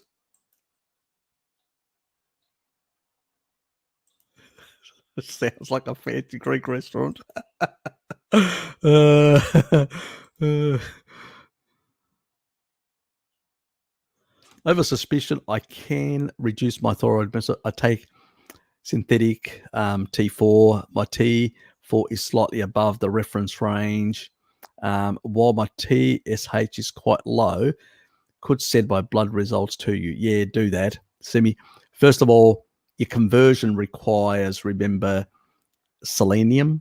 So if you're getting enough selenium from eggs or liver, which is another thing, because most other foods are very low in selenium, and soils, like in countries like Brazil, I know in different parts of the world, soils are very poor in selenium. And that's a big issue with thyroid issues, selenium, because you need to, selenium to convert as well, the T4 to T3. Other nutrients play a role, like copper, like zinc, stuff like that do play a role. Zinc more important. So other minerals do as cofactors, but the key one, the big one, the biggie, is definitely selenium in the conversion, iodine and zinc on the actual TSH side of things. So if you're getting iodine-rich foods in your diet, I mean, go back to the reference that I actually gave you ages ago about but there is also with a pituitary gland as well, there are issues in terms of melatonin issues, which can have consequences on the thyroid. So are you getting good enough sleep? Sleep is important, mate, because it does, sleep cycles, your circadian rhythm affect your hormones as well. So that's another aspect. So as I said, thyroid is a multifaceted type issue that basically usually, and also there are a number of amino acids that are very important for proper thyroid function as well. So it's much more complicated than a simple picture in that regard. So as you're transitioning more to a more species appropriate diet and eating more animal foods, you probably will need to adjust your meds, go to your doctor and make sure that, and make adjustments. So you don't end up, because I've known one person that basically started transitioning to a carnivore, did more carnivorous. And what they did is they went from hypo to hyper. That means too high, sort of, to the other opposite, to the other extreme, because they hadn't actually adjusted their meds or got rid of their meds at some point. So you need to, it's like the blood pressure stuff. As you're coming off them and adjusting, you got to interact with your doctor to find out where you are and make the appropriate adjustments in the dosage. And because these are transitions, especially with things like blood pressure, long-term medication, or thyroid, or misuse of melatonin or stuff like that. It then requires quite some time of transition. So I need more details. It helps me. I can give you some general information, but that's not going to be very useful unless I have more details, Luke. So the more details, the better. It allows me to have a better understanding of which point in the transition you are at.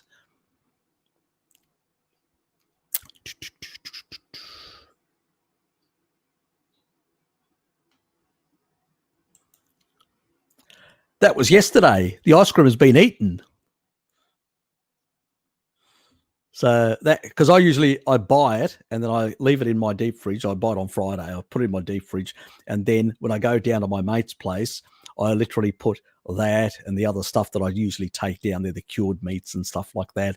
And the cheeses, depending on what cheeses. So I vary the cheeses sometimes. Usually it's brie, but I do have some other raw Italian or French cheeses that I throw in there as well. So it depends. I've got another Italian cheese in there that's raw, but I haven't. It's got a really nice smell. And I'm actually going to do an omelette, and I'm actually going to grate it in there. And I think it's going to actually give me a better tasting omelette than the other cheese that I used last time. So I'm experimenting. I'll tell you next time my results, because it'll be sometime this week that I'll do it. And if it's really tasty and really nice, I'll let you guys know, so you can actually go and buy it yourself and combine it into something like that as well. So I don't mind sharing.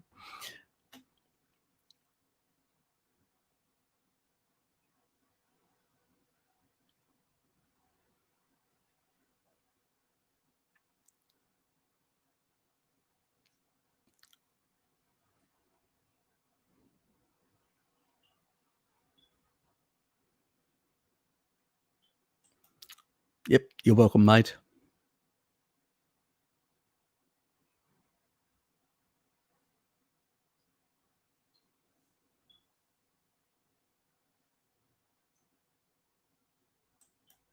I suspect that's when I was talking about my story earlier. Yes, he does. Yes, Michael Eads does really have. You know, it's actually his early videos on Low Carb Down Under that actually made me aware of basically the N15 stuff. And then I went to the Max Planck Institute in Leipzig, Germany website, and I actually downloaded the data and looked at it myself.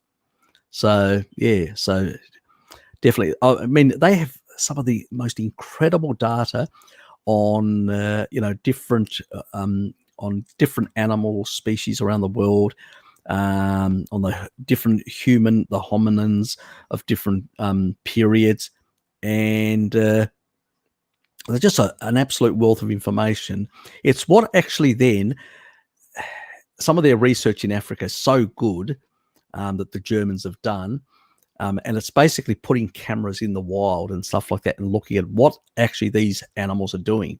It's what made me quite clear. That's what then I went away and actually found all these sort of that information about chimps basically eating all sorts of meat and studies that actually showed their physiology and all sorts of details. It was due to Michael Eads, then the Max Planck Institute in Leipzig, Germany, and then basically all the other research and all that, and then it just all gelled and it made sense. And once I realized the amount of friggin' meat, up to a ton of meat a year, that these chimps will consume, I'm going, that's been in our diet even before we became human, And then I see the other ones in the savannah area behaving like early hominins, even developing hunting implements, spears to be able to hunt. And I'm going, what the fuck? It really then just, you realize that how much we've been deceived for so long. And it was these things have been revelations, and I've tried to bring them to you guys initially through Bart, now through my own channel, to demystify these things so people are aware of, how we've had the wool, yes, the proverbial wool, thrown over our head, for a very long time. So, yes.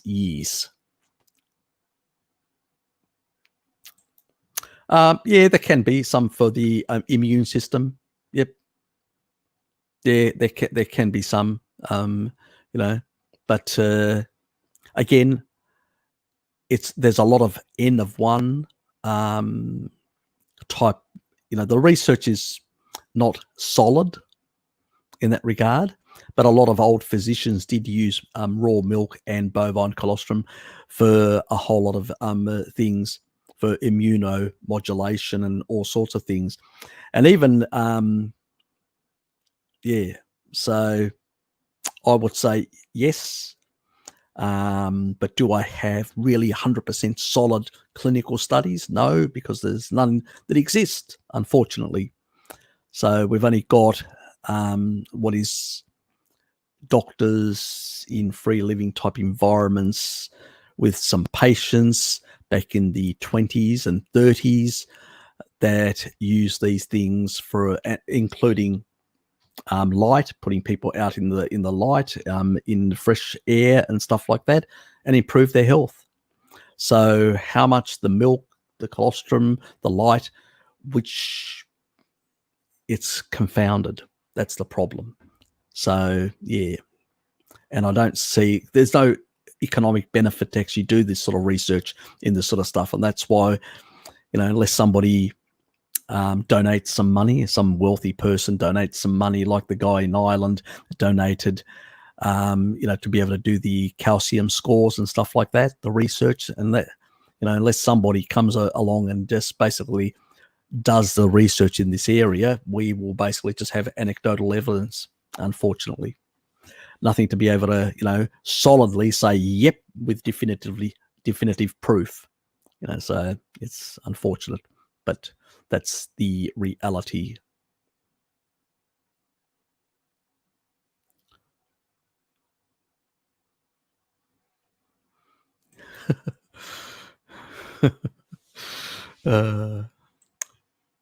Yes. Look, I don't want to keep people's email accounts or stuff like that. No thanks. Because that's another layer of security. That's another layer of where I have to basically protect your privacy. I mean, I use the company that I use, which is Proton Mail. It's actually set in Switzerland. But under Swiss law, it is illegal to access it. It's not in the US. Nobody can actually get access to it. So anything you send to this is fully encrypted. It's sort of really high military grade type encryption.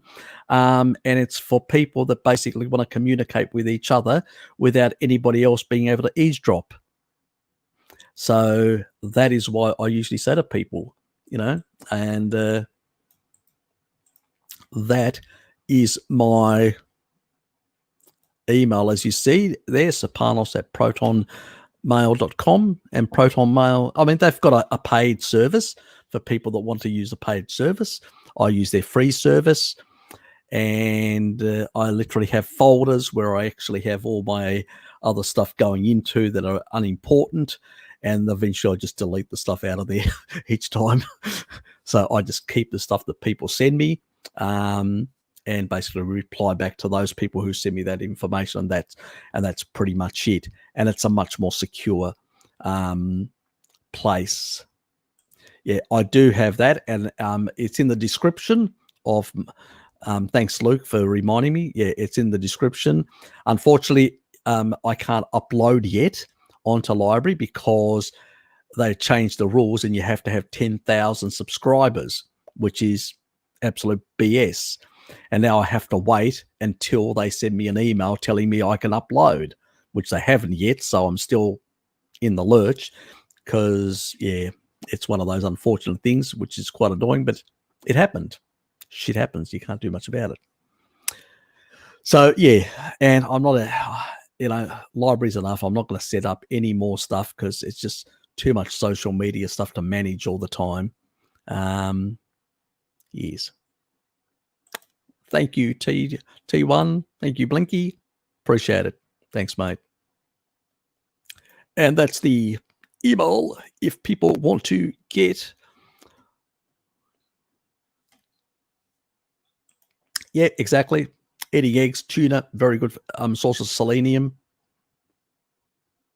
Yeah, beef's got selenium, not as high as eggs and not as high as organ meats and not as high as tuna. Tuna's actually a very good source. So, yeah, I usually have tuna steaks. I love them. So I do have other fish as well. Don't get me wrong. I do sort of enjoy other fish as well. So, but in that regard, yep, fairly starch-based still. Yeah, mate, you got to move away from the starch. Your genetics are probably not suited for it. And that's probably a large part of your problems is that starch, because it's just deficient in the nutrients you need to basically support your thyroid. And now that you've got a thyroid problem, you have to go that extra mile to fix it. You can't be on an inflammatory diet and try and fix a thyroid problem, which is an inflammatory disease. And it's an autoimmune disease, which is driven by an inflammatory process. And the best thing you can do, I'm glad that you've actually improved your vitamin D status, because vitamin Ds are very important. MK4, vitamin D, and retinol are very important fat-soluble vitamins in basically, improving this sort of autoimmunity. Vitamin D is really good for autoimmunity. So, yeah. So I'm glad you're basically, you've improving on that front. but you need to, it's the other fronts as well. You can't, even though you've improved by some baking more and improved on that front, there's still the other foods that are still adding to the inflammation. That's why, people call the carnivore diet a reset diet. I wouldn't call it a reset diet. I would call it a species appropriate diet, and you end up getting the best results. So now what was this? Maths faster, 123 and 20. You mean 23andMe healthy, and ancestral is 50%. Oh, okay, so they have between on Prime Day in the US. Okay, so they have a 50% discount. There you go, guys. Thank you very much. So 99. Yep. Good. So I hope people got that information. The more you guys have got more information on your genetics, I'll be able to do more genetics related stuff. Now, genetics is not your future. Okay. Let me explain. Your genome is only a few percentage points. That the genes that we talk about are the stuff that basically transcripts enzymes. That means creates the proteins. All the proteins that are created in your body that are transcripted to do different things, whether to break down food, whether to repair things, whether to modify things, whether to, anything, create the hormones for your your sexual hormones, whatever, all those, or the stuff that actually designed, that means operated for a certain period and then turned off for a certain period, all that part is a very small proportion of your genome. Then there's another part, which are controllers. These controllers are like switches. They can turn things on and off.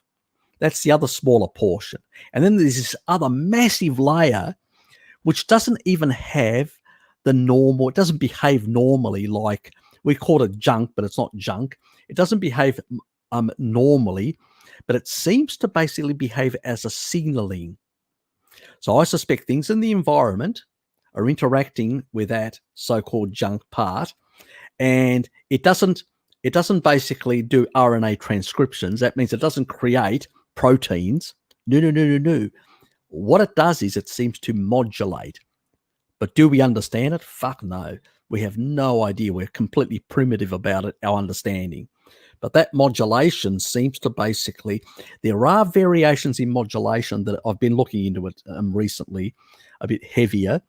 And there are modulations that, and also with the glycans, they seem to, with a cell, there's a bit of like some interaction with some of the signaling going through the glycans. So the glycans aren't, they are down further to the food chain. I know a lot of people talk about glycans, and that's why I brought it up with Bart last time. All that other stuff, you can control them and do this with drugs and whatever. That's just bullshit. They're just going to create another statin nightmare. That's all they're going to do. But the importance is to understand how nutrients, our environment, whether it's things, toxins in our environment, or whatever, how they are then affecting the signaling, and how you can basically slightly change the modularity and the way they signal and the way they respond. This is the interesting stuff, the real interesting stuff, where we're going to make radical changes to health. The understanding that signaling, those signaling pathways, and then what to do, biohacks to affect those signaling pathways. That's where the gems are going to come in terms of future knowledge. That's where I'm rushing to try and understand that. It's like the stuff that I do, which I haven't done, but I've discussed with you guys about specific strains of bacteria that have modulating effects and specific types, where everybody takes these take probiotics and all that. What a waste of fucking money. You just eat appropriately and your bacteria will find their way and modulate and find their balance. That's all you have to do. Don't waste your money on probiotics unless you've doused yourself with multiple cases of antibiotics or glyphosate. But there are specific strains that can do certain things and can be important. I'm going to do, I do have, because I've used some of these, so I want to talk about them, at some point. So it's just finding the time to bloody do all this sort of stuff. But now I'm trying to understand better the modulation between the signaling. And maybe there are things that we can do, whether they are exercise, whether they're things that we eat, whether there are other behaviors that can actually change the signaling of those things and improve certain outcomes, or maybe even fix certain disease pathways that we didn't know about. So the funny thing is, there's a whole lot of stuff, esoteric, as I call it, research that's being done out there, but nobody's looking into it. So your mate Harry is. So stay tuned on that front. What does Didugo? Track of Harry is always trolled by comments somewhere around the tubes. Yeah, exactly. And don't you forget it. I'll be coming after you with a duster. And you as well. You got to troll the trolls, It's the only way. You got to keep them in line. Yep, exactly. The silver part, yeah, selenium, that's right. And also they have lower mercury as well. So if you go to that one that I did on the seafood on my site, a video that was done quite a few months ago, which basically looks at the ratios of selenium to mercury. But remember also, the one that's going to come out today, that will also explain how eating a certain way will guarantee that you will not get these sort of heavy metal toxicity and all that, and you'll be able to regulate, modulate, and chelate and manage all that much better than many people think. So selenide plays a role, from selenium, but there's also amino acids that also play a very important role. And you will learn more of that in about, what is it? I think I've got it set for 4 o'clock, I think it is. So in 2 hours' time. And then 2 hours after that is basically when I'll be doing the Euro Live stream in that regard. And I'm going to go and have 2 beautiful pork steaks shortly. I'll cook them up, and then I'll be back on at about in 2 hours' time. So I'll go for a bit of a walk. I'll go and do an hour's walk, and then I'll come back and I will basically, because I've done it as a premiere, so you can ask me questions about it. So just watch the first part and then just start asking me questions, and I'll answer the ones that really are interesting questions to answer. You can have your own banter. I don't mind in that regard.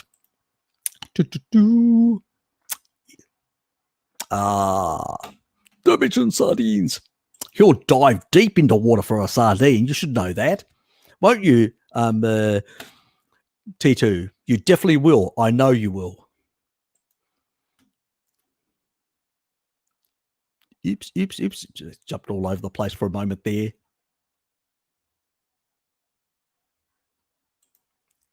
You only have to concern yourself if you've got leaky gut. So if you're eating appropriately, because, the fats, guys, fat actually, like saturated fats and monounsaturated fats you get from tallow and lard, basically increase DAO. And as long as you don't have any inflammatory shit that actually, you look at the amount of cured meats that I eat constantly. I'm basically Mr. Cured. I eat so much cured stuff, I should be basically falling to death, but I don't have an issue. But a lot of people come damaged, and that's why I say, if you come damaged, you can't eat the stuff that I'm eating, guys. If you've got issues, go to steak, bone broths, fix your gut lining first, and then move over. Get the fat soluble vitamins in, get things like, a good quality cod liver, things like that. Get, those quality sort of foods. get a bit of butter in, get a bit of ghee in, especially if you're reactive to the proteins of butter. So that's what you need to do, and it usually sorts things out over time. Everything takes time. You know, Rome wasn't built in a day, guys, and neither will your health be built in a day. Anyway, guys, thank you for being here. I appreciate it. Had fun. We had a few jokes, a few trolls, a few hammered trolls, and basically, yes, I enjoyed every single moment of it. And we will move on, and I will see you guys in 2 hours, 2 hours, and then after that in 4 hours. Well, the rest of you. Anyway, take care, guys. See yous. I'm going back to a cold coffee. Oh, forgot it. Shit, I may make myself a new coffee. Tip it out. Anyway, yeah, see you guys. Thanks, guys. Appreciate it. Take care, and see you guys later. Bye.